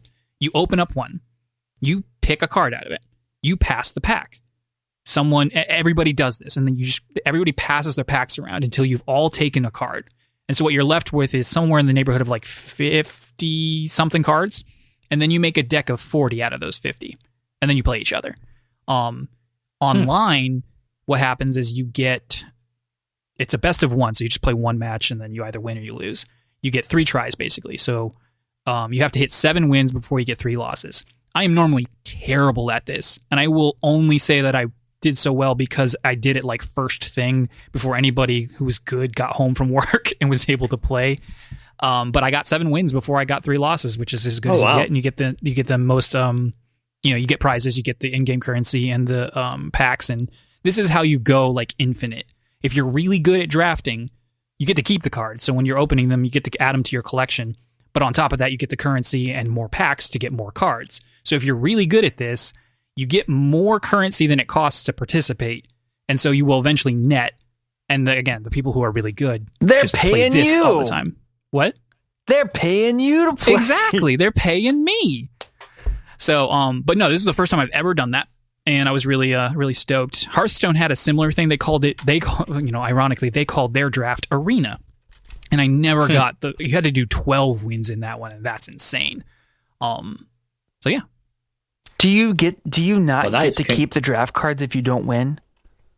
No, you get so basically you get 3 packs worth of cards regardless. Even if you get 0 wins, you at least got those cards. What's it cost to get into this though? You can do it with the free currency that you earn naturally, or you can use the currency that you can pay real money for. And it's $1,500. Let's see, 6. I want to say it's anywhere between $5 and $10 to participate, but I got these tokens quote unquote free, and so everything I did today was, except for the $50 I dropped on the 50 packs as a pre-order bonus. All the other stuff I've been talking about was just stuff I've earned, and then I just and then I got even more stuff from that. So I did earn back this. I bought a thing not with my real money, but I used my currency to buy this thing today, and then I earned all that back because of how well I did in that draft. So I was on cloud 9. It was awesome. It was really fun. I can't wait to play more of this. I love these cards. Just speak to me way more than the last 2 sets were just kind of a little bit boring, a little generic. The mechanics are fun. I was telling Sean earlier, there's a Thor card, and on one side it's the Thor god basically, and he does a thing, and I won't get into the details because it's kind of complicated. But on the other side is the hammer, and it's not called Mjolnir, but it's Mjolnir. And you can attach it to a creature, and then when that creature attacks, you can pay another amount, and it unattaches. But basically, the idea is that they're throwing the hammer, and then it comes back to them, and that's awesome. And then additionally, the creature won't actually have a bonus to their attack unless they are a legendary type. So it's Mjolnir can only be wielded by those who are worthy. And it's just fun little flavor that adds to it. So I just want to build around these cards. You want to build a fun deck where Thor gets in there and just wreaks havoc. Sweet. I said that's awesome that you pulled off the. It makes me think. Destiny. When I was playing, had the Trials of Osiris, which had this win 7 games before you lose 3 times, which I never pulled off. So, that's congrats on that. That's awesome.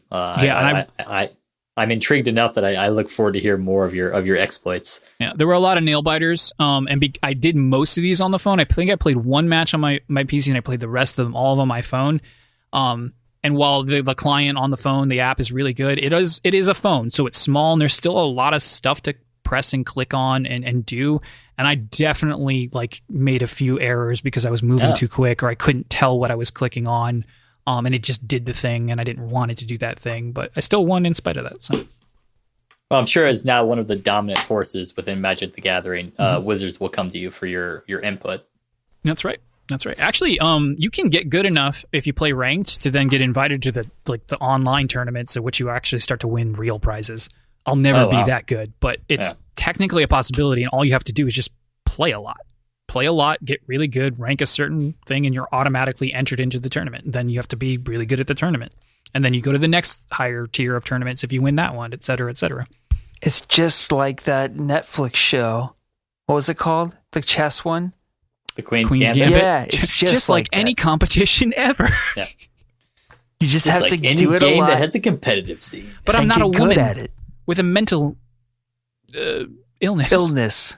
There we go. That's the one I wanted. That's fine. Right. Second place still gets plenty of money.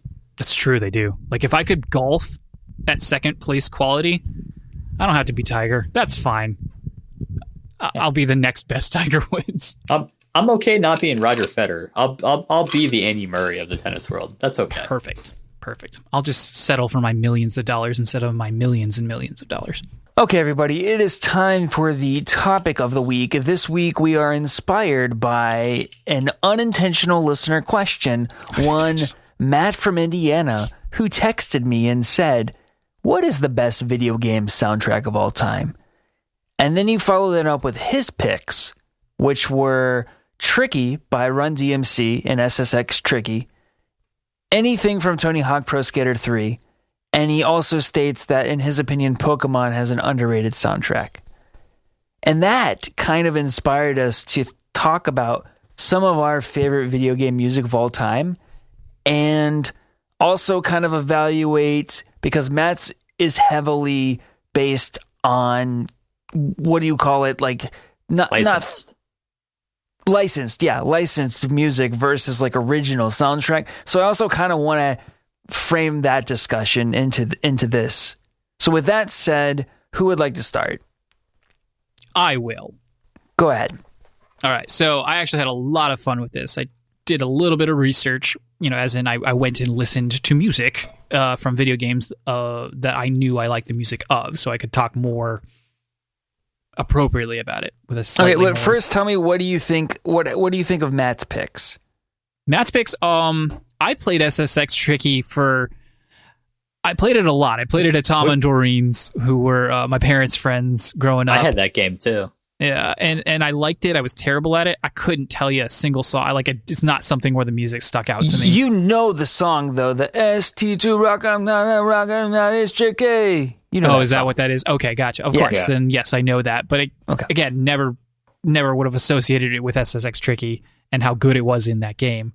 I never played Tony Hawk Pro Skater 3. I played 1 and 2. I never got around to 3, but I loved the soundtracks from the first 2 for a licensed soundtrack. As we'll talk about later, I don't like licensed soundtracks. I don't like them.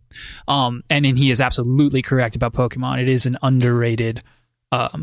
they're underrated soundtracks, especially the original Game Boy ones, but all of them, especially the gym bosses and the Elite Four. Almost always those themes slap. They are so good, and they get you so hyped to fight those end game bosses. But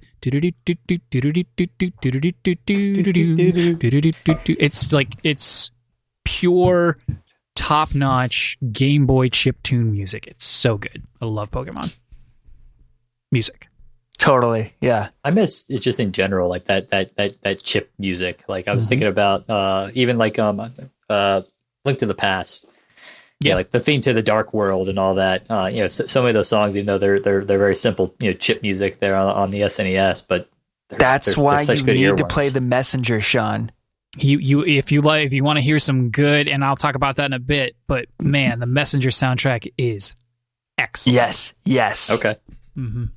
But anyway, sorry. So yeah, I agree with everything you said, Karch, and I'll just echo. First of all, I definitely would associate Tricky with that game. Yeah. Secondly, I do love every single song from Tony Hawk Pro Skater 1.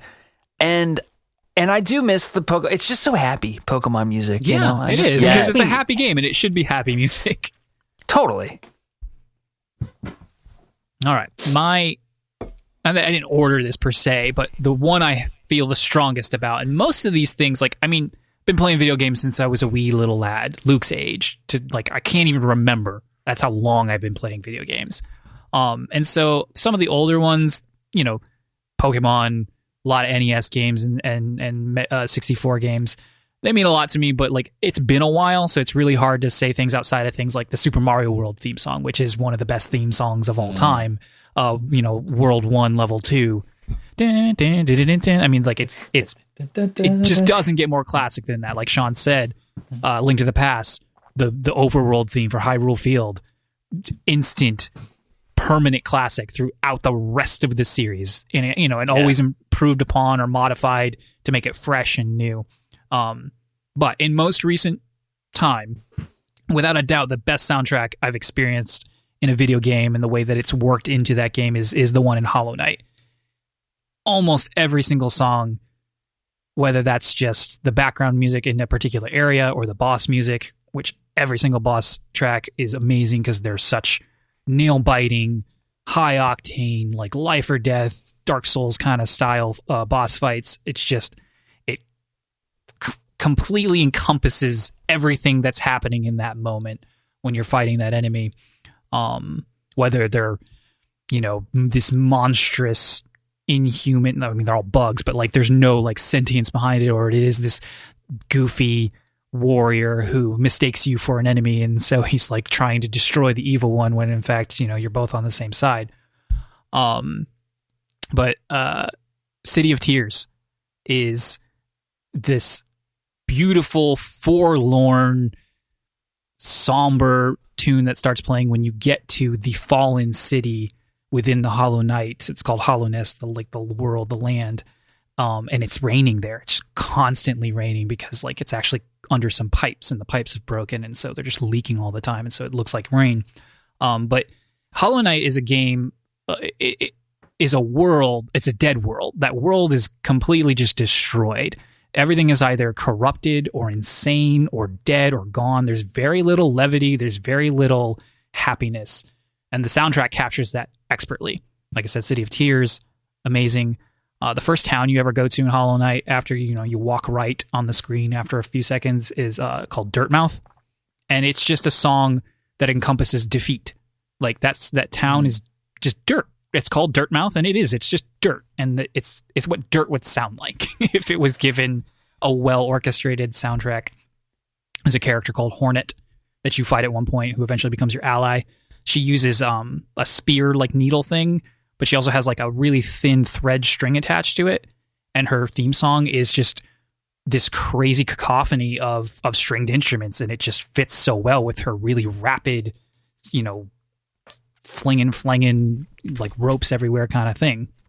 I do want to say I really love when they get so creative with the music that the voicing of the instruments is inspired by the character design or something like that, or the environment. It's very, very neat to see, and it's I could never think of something like that. Exactly. I know. And it's so simple. Once I sat down to listen to it, and I was trying to be analytical about it, and I was it popped out to me immediately. And I didn't pick it up the first time because I'm just I'm playing the game. It's life and death, like I said. And so I'm not paying attention as much to this, to how this soundtrack relates to it. But going back, it's pretty amazing. Crystal Peaks, it's this mine of crystals and minerals and stuff. And it's just very industrial, a lot of percussion. And as I'm listening to every one of these, I'm brought back to that level, and I'm brought back to that space, and that mindset I was in when I was playing the game fungal wastes. Easily my least favorite area in the entire game. It made me mad when I heard the sound, when I heard the song. I hadn't heard it since I played. I was immediately brought back to that moment because that level is full of things that explode and poisonous gas. And I just hate those kinds of levels and those kinds of areas. I'm like, and it sounds like it. And I was like, no. And it was, that emotion just being like brought back in me. I was like, good job, composer. Because I skipped it after like the first 30 seconds. Like, I don't need to hear any more of this song because I'm just irritated. That's the biggest thing I think I love about and music in general is its ability to kind of dredge up memories. But I will say, like, we've talked a little bit about me debating playing Hollow Knight, and if it has this good of a soundtrack, because I do love a good game soundtrack. Ooh, it makes me want to play this game even more. It's fun. It's long though, so don't get into it until you're ready to get into it. Not to my current light game, right? And very similar to Hollow Knight is Ori, both 1 and 2. The soundtracks for Ori, I didn't listen to them like I did Hollow Knight. I'm sure I would come back with similar opinions about the way that's incorporated. But there's just something more organic about the Ori music is alive, and like it represents that forest, which is this living organism on top of the actual creatures and characters that live in it. And it's just, and I don't know, I can't even, it's just really, really good. Like I said, I didn't listen to it, so it's hard to describe. Again, excellent boss music, because those boss scenes and fights are enormous cinematic set pieces on top of just being really good, gameplay scenarios. And the music just works in there really well, kind of like you were talking about, Jason, before. Final Fantasy, classic. Love that little dreamy title from the classic, 8-bit and 16-bit. It's so good. I love Final Fantasy 9, but it's hard to beat Final Fantasy 7's music. It's, again, all of it. Nobuo Uematsu is the composer for pretty much every single Final Fantasy game to this date, and he just knocks it out of the park with Final Fantasy 7. The Midgar themes, the main battle themes. One-Winged Angel has been redone to death, and it's never not an amazing song to listen to. It's so good. It's so good. I to this day love the early on, like, fighting a boss, but it's not like a big name boss that just like that hard guitar. Yeah. Still most of the battles. Those are most of the bosses, man. There's a few that do differ. That little, like, that, if you were to play that theme right now, like, I would get fired up for a big fight. Like that. Absolutely. I've always enjoyed You're that. going to love Final Fantasy VII Remake, because they take that soundtrack. Ooh, it's good. That's what I was just about to ask. How much upgrading did they do for the remake? It's a complete total overhaul as far as, like, every song is redone, obviously. There's some new stuff. And most of it's good. There's a really Wall Market. You played that up to that part when you're going around that seedy area and you're running those like tasks and stuff. A really kind of cool, like in the original, it's like it's slow, like you can like kind of snap your fingers to it, like you're in a gang or something. It's way different. It's just a completely different song, and I hated it because it's repetitive and terrible. But easily the only thing bad about the soundtrack was that section to me. Everything else is amazing, especially if it's something from the original game that they're bringing back to life with like new instrumentation and arrangements and stuff. All right, I'm going to rattle off the rest of these really quick. Otherwise, I'm just going to be here too long. We've already talked about The Messenger. Everything's a banger. So if Hollow Knight is this dead, somber husk of a game, The Messenger is like, I'm on crack cocaine and we're ninjas. We're running through this, and every single area is just like crazy high energy. Celeste is great with its, kind of trippy, computery sound and stuff. Undertale, in addition to being a really good game, has amazing music. Also, all written by Toby Fox, the guy who pretty much did he did everything. Toby Fox did everything, including the music. Wow. His music was so good. Undertale is really popular in Japan, but his music was so good. Pokemon team, Game Freak, had him write a battle song in Sword and Shield. Oh, wow. Which was a huge honor, obviously in general, but to him, especially because he loved Pokemon. Kingdom Hearts. Yoko Shimomura, who I just learned today did the soundtrack for Super Mario RPG and all the Mario and Luigi games because she's been around that long, apparently. Huh. Wow. Right? It's crazy. But like the fact that I would play Kingdom Hearts Melody of Memory, which is a rhythm game, solely because of how good the Kingdom Hearts music is, tells you how much I love Kingdom Hearts. And she has written a lot of original stuff, and she's taken a lot of Disney stuff and a lot of other people's, Nobuo Uematsu from Final Fantasy, as I mentioned before. And so she just takes it all and she meshes it and she arranges it and it like fits it into this completely, totally different series. And but it feels like it belongs there.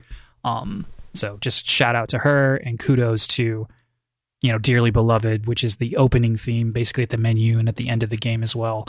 And it's been redone for each single Kingdom Hearts going forward. Oh, I've been playing Chain of Memories. I totally forgot to talk about it. I'll talk about it next week. But yeah, that's what I have to say about video game music. I could probably talk about it a lot more as I remember things. I'm sure we'll have other related topics pop up in absolutely. later episodes, but that's funny because earlier in the week you were like, I don't even know what I'm going to say. I know it was. That's why I had so much fun with this. Like, because once I sat down and started really thinking about it, it's like, oh, I could say a lot. I know, yeah. Just I had the Hollow same Knight. exact thing happen to me. Yeah. Let's hear about it, Jason. What do you got? So I feel like I cannot not mention, shout out to how Nintendo utilizes music in concert with their gameplay to really just bring their games to life. For me, music's, and I think it's probably this way for everybody, but music, a lot of times it doesn't necessarily get stuck in my head, but what it adds to the game is it wouldn't be the same without it, obviously. So like the two examples I'll give for the Nintendo games and kind of how they do that. They obviously they did it back in Super Mario World. When you're Mario, you get one type of music and then it's very percussive once you jump on the Yoshi, and different things that you do in the game make the music's different. And I just love seeing the way that they've iterated on that with their newer games. And like in Mario Kart 8, and I know I've been talking about it a lot, but I've been playing it a lot. So there is a stage called Electrodome, and the music has different layers depending on what part of the course you're on. And certain aspects of the track create sounds, which is like, okay, but it's in time with the music, which is like already awesome, but then even more awesome when you're playing split screen multiplayer because it will do it for both people and it will do it together. Even if you're going different speeds, and it somehow makes it mesh perfectly and adds so much more complexity to the music, all the while you're just, taking shells and dishing out and what do you call it? Drifting and boosting. So, I mean, gosh, the way it's pretty impressive how they do that. I don't know how they do that. They have some magicians there. And then in this kind of the same vein, Super Mario Maker, the creation tools that they give you in that game will create different sound effects. And then if you say like paint it on the map, the sound effects are in time with the overlay music. It's really neat, the little nuances that they just get so perfect. Breath of the Wild too. I mean, I remember when it first came out, it got crap for its music being so minimalist. But you look at things like Terrytown. I loved going back to Terrytown as you found new villagers because like new instruments joined that theme, and so you got to kind of see this theme grow into its full grandeur as you populated that town. Or even just the fact that like the horse riding music was different between day and night. And had very, very different feels to them. I think that sometimes the combat music had hits that kind of would sync with or when you hit it would sync with certain notes, and so it would put kind of an exclamation on that note as you landed blows on your enemies. Yeah, it meshed really well. Yeah, it did. It's wild to me that they are able to do that, because how dynamic does your programming have to be? Well, it's wild. I do want to say that when I formulated my list, I did exclude rhythm games, but shout out to Guitar Hero, shout out to Beat Saber, and shout out to Thumper, which is like riding a beetle into the depths of hell as it shakes your entire chest cavity in VR. So I've done my no rhythm game exclusion. I've done my shout out to the classics, and now kind of here's my list of the modern era. First of all, how do you not include Skyrim? Because I think they kind of took what Nintendo did with those games and brought it to the next level into this open world. And the way they utilize music to kind of convey what's happening or telegraph what's about to happen. I'm sure other developers had done it, but in my own gaming experience, I had never seen anything like that in a game before Skyrim.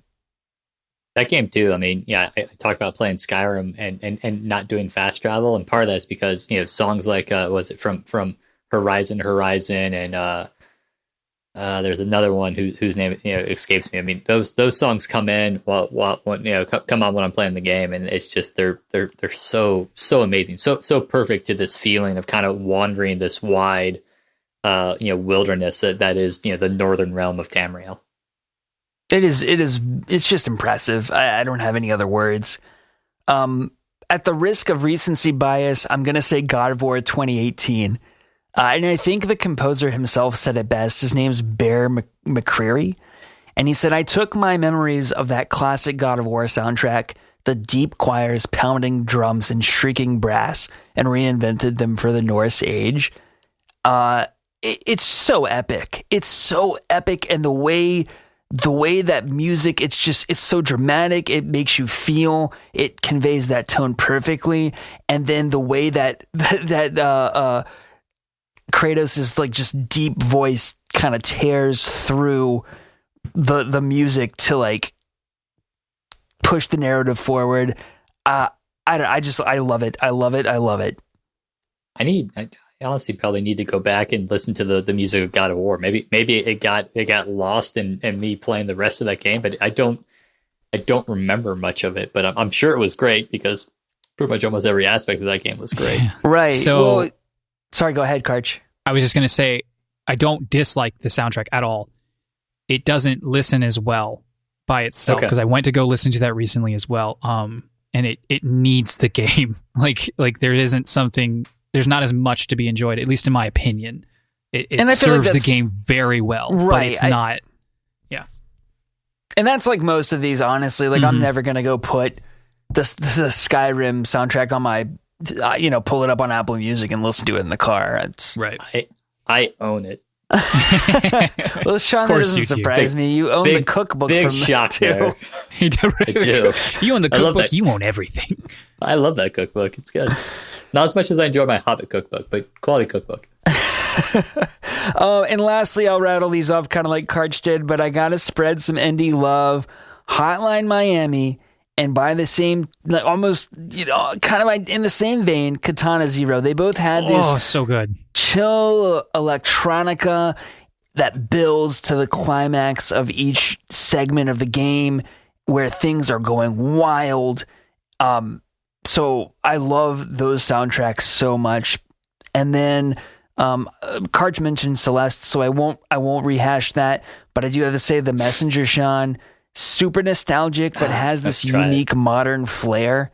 I would recommend it if you're looking for that chip beat music. That lightheartedness and good solid game mechanics, and it's pretty short. I just feel like you can't go wrong with The Messenger. I'll say that's of all the ones that have been recommended. Besides maybe just bumping Ori up on my schedule. Can't go wrong with either of them. The Messenger is sounding pretty great to go ahead and play right now. Yeah, I love Katana Zero so much. I wish there was more though. Like there's actually very few tracks. As far as like when you're in a level, there's only like 3, and it's so funny because like it's such an important part of it because like at the beginning of each one, the idea is that he's popping in like not the idea. He does this. He has like a cassette player, and he physically turns it on. You can see him do it, and then that's when the music starts, and you're basically hearing what he's hearing in his headphones. But there's only they're great, and so it's good. It's fine that there's so few because you want to listen to that music over and over again. I just wish there was more because I liked it so much. I feel like there were more than 3 when I looked it up today. I'm exaggerating, but like, Yeah. and like the full breadth of the game would have more, but I'm talking about specifically in the levels when you're going through and fighting the enemies. Yeah. Gotcha. Yeah, good Sean, sound design in that game too. Oh yeah, it's amazing. Sean, what do you have for us?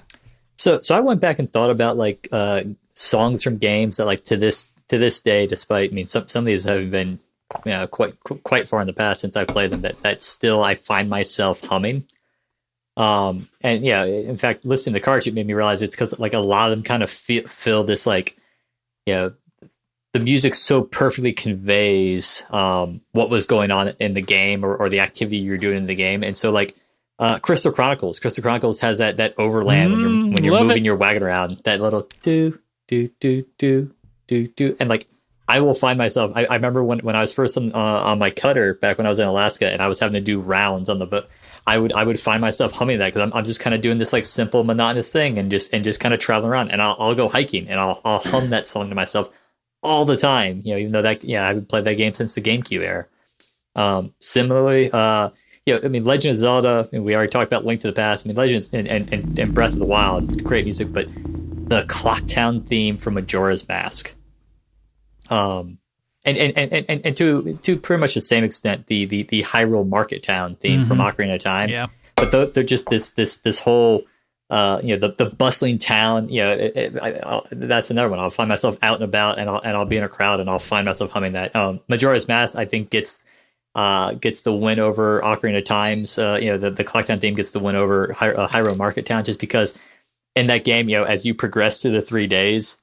That song has this very upbeat, and then there's this darker theme that grows in precedence and dominance of the song as you go through day 2 and then day 3, and also like the tempo of that song picks up. It's kind of slow and lethargic on the first day, and by the 3rd day it's like blistering through the song because the moon's about to crash and everyone's gonna die. Yeah, Zelda's so much good music, man. The ocean theme in Wind Waker. I never got back to it. Wind Waker, so good. Yes. Wind Waker is also where you get the what became the Rito Village theme in Breath of the Wild, and that's such a good song. Yeah, very much so. And then what I found myself humming to myself while in order to wake myself up before we went and filmed this podcast. That especially that main Halo, going back to the first Halo there by Marty O'Donnell. The talk about it. Just something that pumps you up for going into a fight. Oh, I thought you were talking about the menu music, even though gets me. The chorus, the slower choral music with the monk chanting is great. I really hate that. I hate that in The Witcher. I hate it whenever that happens in Skyrim when people start just kind of chanting incoherently. Like I can't stand that. In Skyrim, they're at least speaking the dragon tongue. We vote you off the island, Karch. That's fine. Sean and I are going to go be monks. But I will certainly say that the main Halo, like the epic scenes of Halo, that always has that dun dun dun dun dun dun dun dun dun, like that. Like you could play that, and I could be sitting around, and I would be you'd get 5 seconds of that, and I would be ready for major combat because Halo has like ingrained that into my soul, and it's Marty O'Donnell. It's such a shame that he eventually left Bungie, and I keep hoping like he'll end back up with 343 and start doing the Halo songs again. That'd be cool. But he wrote such a great soundtrack there for the first 5 Halo games if you count ODST. A little more recently, things that have jumped out that is Child of Light. The Ubisoft kind of indie style game, which was that soundtrack was done by, was it Claire de Pirate, which was this like indie Canadian artist, and she wrote in addition to writing the wonderful Off to Sleep, which is her actual lyric song that plays through the kind of the end and the end credits of Child of Light, did all the music for that game. And I just like I wrote a 50,000 word novella, short novel to the soundtrack from that game. It's one of the handful of games that I bought the soundtrack to. And I just like the titles to the songs. It's like, they're things like Metal Gleamed in Twilight, and Jupiter's lightning, and just they're so perfectly themed. Like in that soundtrack, because I mean it covers the whole game. You can find a song, especially if you're me writing a fantasy style story, you can find a song that matches whatever scene you're trying to write. It has such great breadth to it. Cool. Last time you wrote something while listening to music, I lost my member in D&D.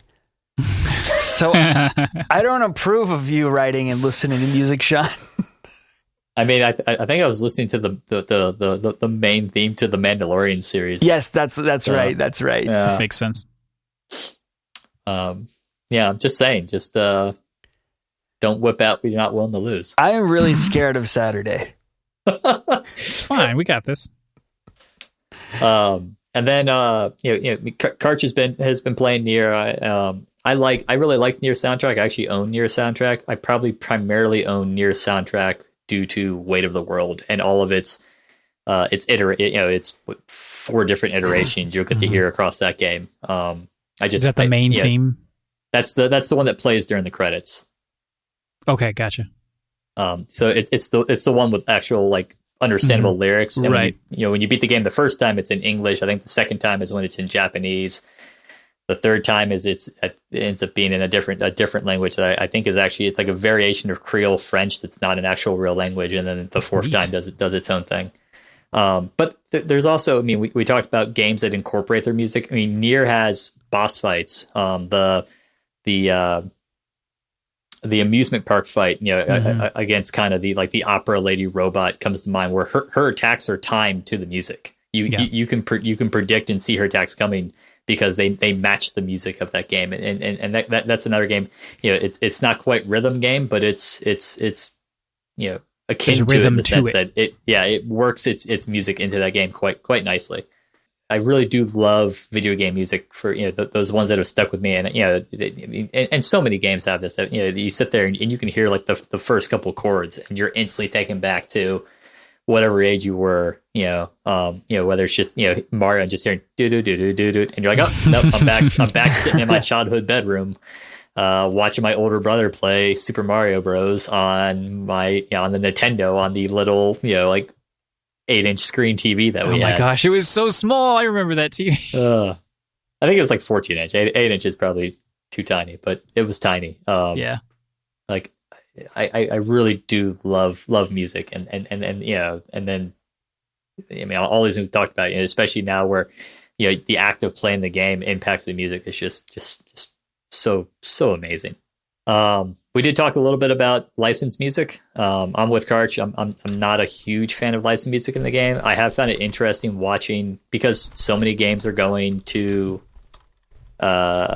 games as service models, and therefore they're living. It's not just a game that you go and it gets played for a few. It gets played heavily for a few years. You got games like GTA Online that I think GTA Online is coming up on 10 years old. That's getting played, constantly. And I do wonder how those games, that have licensed music but are getting played for a long time are going to deal with the music license they have. I know like GTA 4, I think about 10 years after its release, an update came out and it removed a bunch of the music from the game because the license agreement that Rockstar had with the various music companies expired. And I emailed Rockstar's PR trying to get an answer of what their plan was for GTA 5/GTA Online. They did not answer me as of the time of the recording of this podcast. But if I hear anything, it'll show up in a corruption. Journalism. Look at that. Yeah. You, my friend, are going above and beyond. Yeah, I have to imagine that moving forward, because I know they're not obviously the only ones that have that problem. Like famously, Vicarious Visions, who we talked about earlier, had that problem with the Tony Hawk Pro Skater remake where they couldn't get all of the tracks. I have to imagine that now that developers and publishers understand that these things will live in perpetuity, given that they're probably going to be continuously backwards compatible, in compilation with the fact that, music licensing has changed over the past 10 years with how streaming is taken off, Spotify, Apple Music, etc. So I have to imagine that they're going to be able to solve this problem. And I don't know what the back end finance part looks like, but there's no way they're that's going to be a problem for forever. Yeah. Yeah, it's hard to say because sometimes it is just straight up like here's a song, excuse me, that exists outside of a game that we licensed, and there's that classic problem. But there are games that have been held back because of licensing issues related to music, but not because necessarily they just added a song to a game. Like Final Fantasy VIII, at least the one of the many rumors for its huge delay for like a remake remaster coming to like newer systems was because of one or two songs by, it wasn't the main composer. It was they did hire someone else to write that song for the game and perform it, but then it had its own stipulations, and then you run into a similar problem. It's like, this game can't get made. We can't do this because of this one song. You can't just take the song out because it's part of the story. It was like the love theme between the two main characters. How do you do the game without that? You can't. It doesn't work anymore. Kind of, there was something similar with Kingdom Hearts because simple and clean is like the main theme to that first game, and it's reused throughout the series, but it's done by like a pop Japanese artist. It's not done by Yoko Shimomura, and so like there's a lot of like a kind of a minefield. Like they got to play things just right, and it can't be used in certain places, and it's just kind of a pain. But like, can you ever really avoid all licensing issues with a game unless you just use your homegrown, unless you own it, unless you make sure you own that music, you know? Yeah. I mean, that's a good point. I guess people are always going to try to get their money one way or another. So, yeah. Especially the music industry, they're weird. It's a very weird. It doesn't operate like movies and TV and video games do. They're very, very protective and picky and right. sticklery. Well, and that's you bring up I know that we always say like video games are not movies, but I mean, you would think movies would run into similar issues where you've got a song in a movie and now you're distributing it over a different platform. You know, we set this movie distribution rights up for VHS and now it's going to Netflix. Well, here's a sort of similar example. Scrubs, the TV show Scrubs, was an NBC production for 6 of its 7 seasons, or no, 7 of its 8 seasons. And then the final season, it was dropped and picked up by ABC.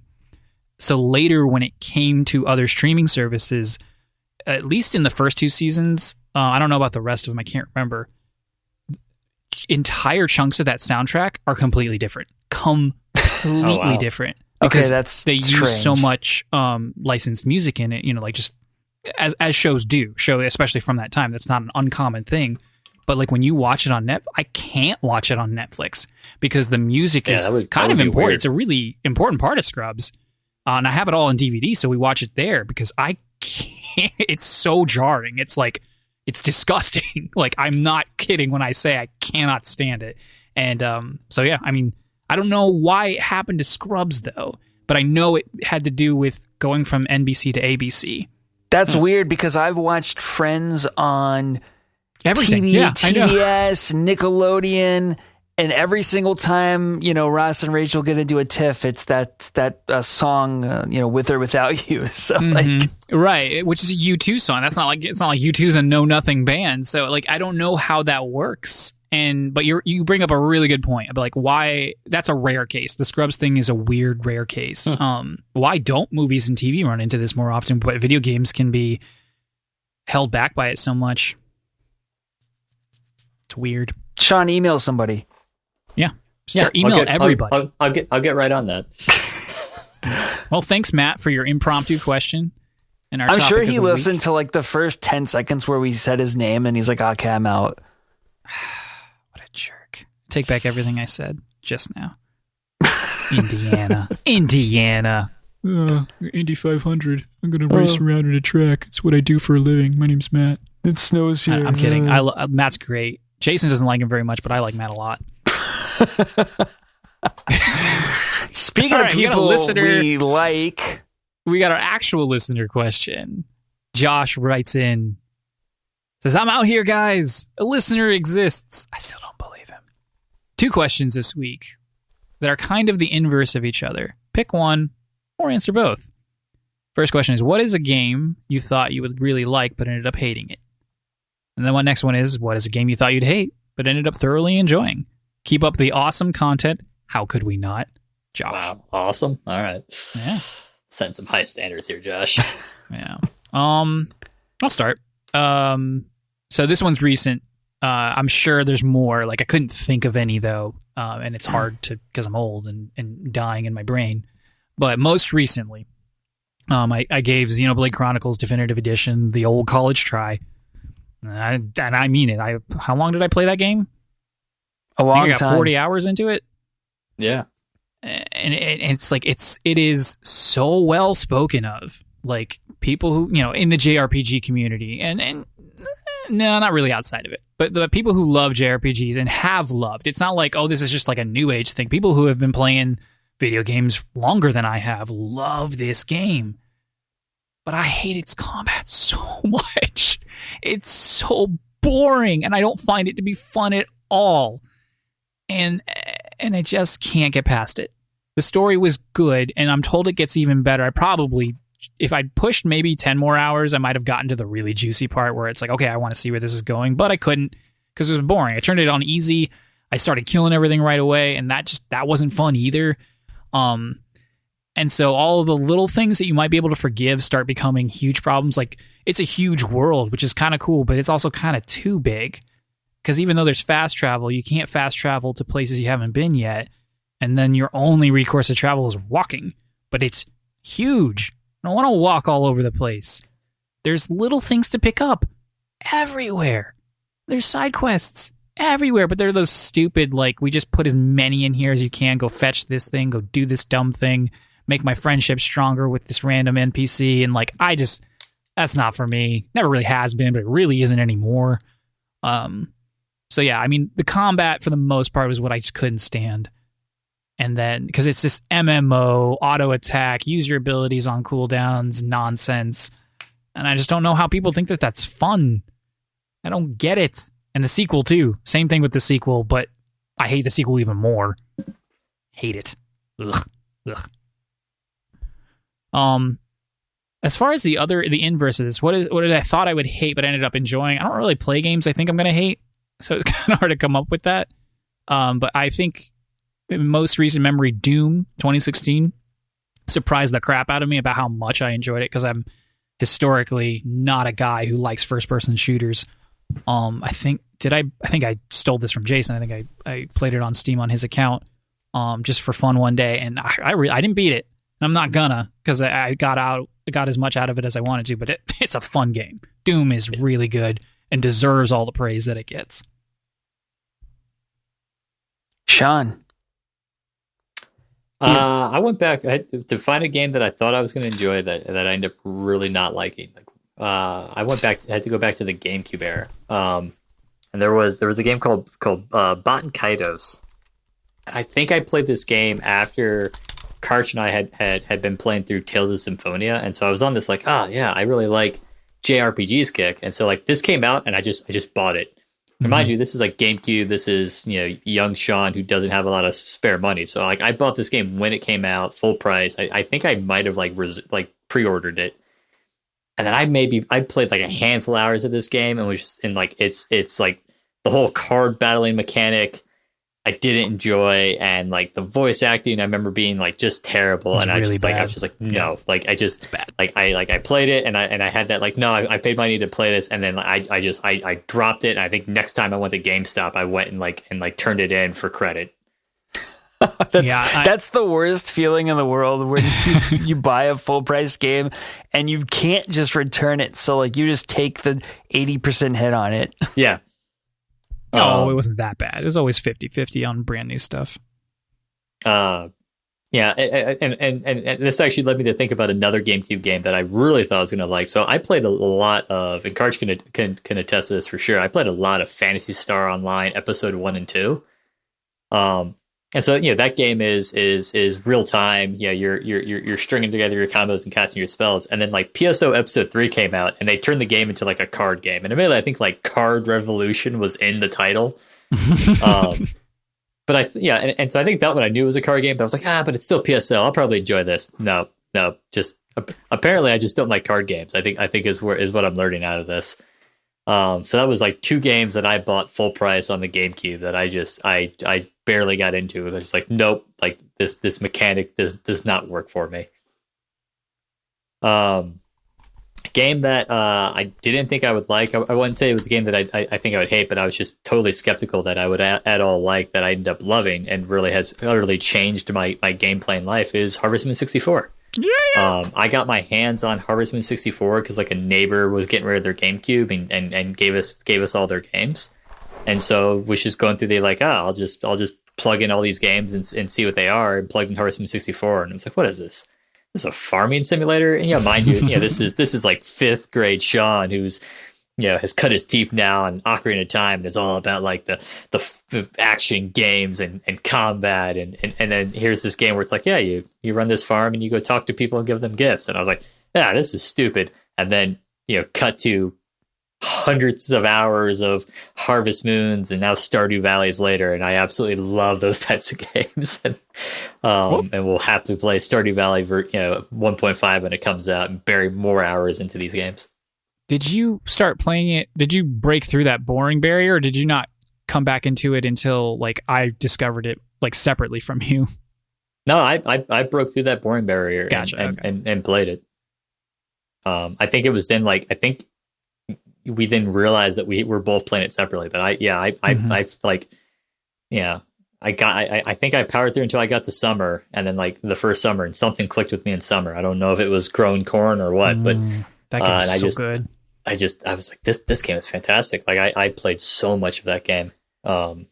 There's still part of me that wants to go back to that game and be like, no, I'm gonna get all the photos this time. This is gonna be the time. I'm gonna somehow magically like woo potpourri and get to a pink heart by fall of the first year and pull this off. That's easy. We are gonna stop doing the podcast and become a full-time Stardew channel, right? Yep, that's the idea. Yeah, that was my understanding. Play multiplayer, play single player. Who was getting rid of their Nintendo 64 in 1999 and gave you this game? I mean, it was probably a couple of years after 99. Okay, but still. I don't know. I mean, to be honest, I remember the kid who lived next door, and he was like, I think he was going from like middle school into high school, and he was like, no, I'm gonna be a cool kid. Cool kids don't play video games, gotcha. and was like getting rid of all of his games. And I was like, I thought some kid got in trouble, got sent to military school, and his parents were just giving his stuff away. No, I think this kid had decided that video games weren't what cool kids did, and therefore he was going to get rid of his games. And I was like, I'll take. My brothers and I are like, yeah, we'll take these. So wrong. Sean's gain though. Sean's gain. Yeah. Jason. What about you? I got a handful of games that I thought I would like, but I hated. I'm going to list a couple when I'm talking about one in particular. So sadly, Jedi Fallen Order, and I've told that story on here about why, how, and why. Hollow Knight, I wanted to like so badly, and I did put like at least 10. Karch always refutes like the amount of time. I swear it was at least 10 hours, but I got to go check my profile. And it won't show up if you used mine. No. You need to play 34 days in Skyrim to make sure you enjoy Skyrim. No, I bought this one. This was before we were sharing libraries. Well, the only reason I say this is because you don't play 10 hours of anything. So the fact that you went and sat down and played 10 hours of Hollow Knight just baffles me. We will look it up and find out definitively. And then Watch Dogs was another one. And maybe part of the reason that I didn't love that game is because I was playing it on the Wii U, and I think it was dumbed down a little for the Wii U. I didn't know it was on the Wii U. It was, yeah. And lastly, this is the game I want to focus on, Wonderful 101. I could not make it past, and when I say I couldn't make it, not in terms of the difficulty, but just I couldn't bring myself to get past the 3rd level. And, okay, so this game, it's a platinum game. I think it was exclusive for the Nintendo Wii U at the time, but it has since... I think it has since been remade for the Switch. Is that actually come out yet? That is correct. Yes, I believe it has. But basically, I don't really know the premise because I couldn't follow it, but something happened. The world is crazy. It's zany. It's wacky. It's as if you are a bunch of little thingies, I don't know what these creatures are. Think of them as Pikmin, because I can't imagine them in my mind's eye, because I tried to push this game out of my head. But you can do special powers and form yourself into one shape, as if you were a bunch of ants that are clustered to do a thing. And so, like, you might form yourself into a giant fist and punch an enemy, or use your powers to solve a puzzle and turn a giant knob to lower a bridge, or something like that. But I don't know, just I couldn't get on board with the combat. I had the same problem with Pikmin. I don't like being more than one sentient thing at a time. I can't handle it. I don't like it. It's weird. It's like a real-time strategy on crack, because you're trying to do all this stuff so quickly, and there's so much to manage, and I don't know. And then it was just, on top of that, just not that fun. So yeah, did your little anybody else play this game? superheroes. No, I didn't. But I remember thinking I wanted to back when it was announced. But yeah, you're a bunch of little superheroes fighting like giant kaiju style aliens. It's real weird. Don't get it.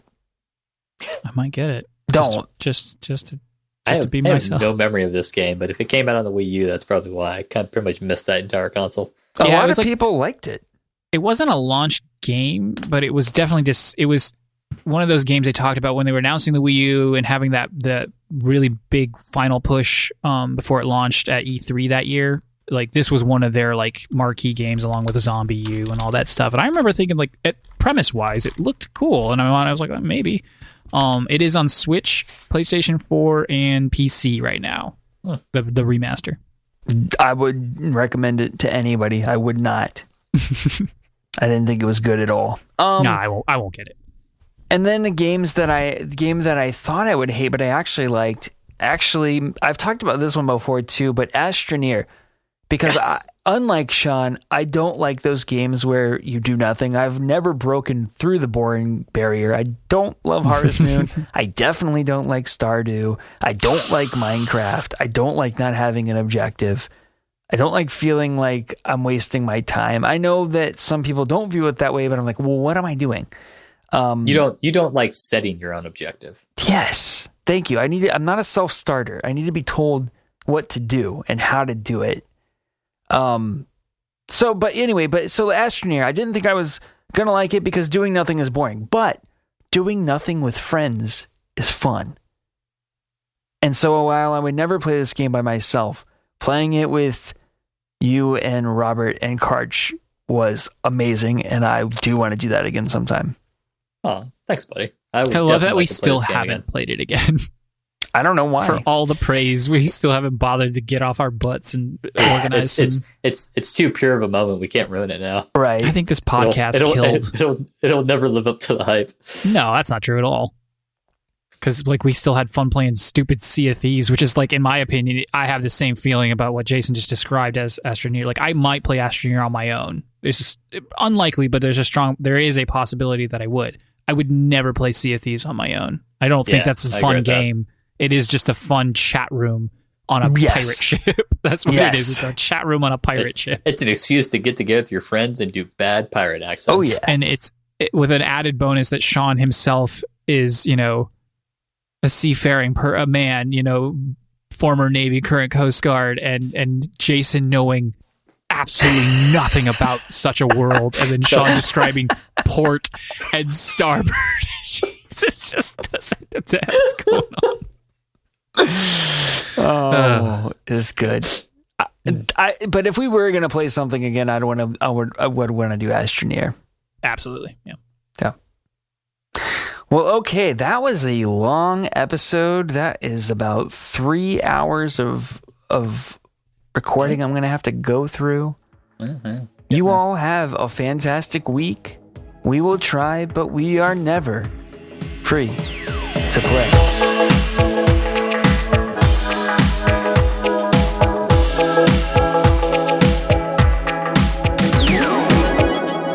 Yeah, it's time for a drink break. All right, go get your drink. It's time for a drink break. We need a jingle I think that you could need have to been go it. get your drink if it's drink break. Fine. We do have a jingle. It's that What awesome is one it? that it's the opening song. No, I want a vocal jingle. All right, well then work on it, Mr. Capital. I did. It's time for a drink break. That's. Are you talking about a drink break jingle or a jingle for Yeah. the show? No, just we need like a jingle for the drink break. Gotcha. All right, well go get your drink.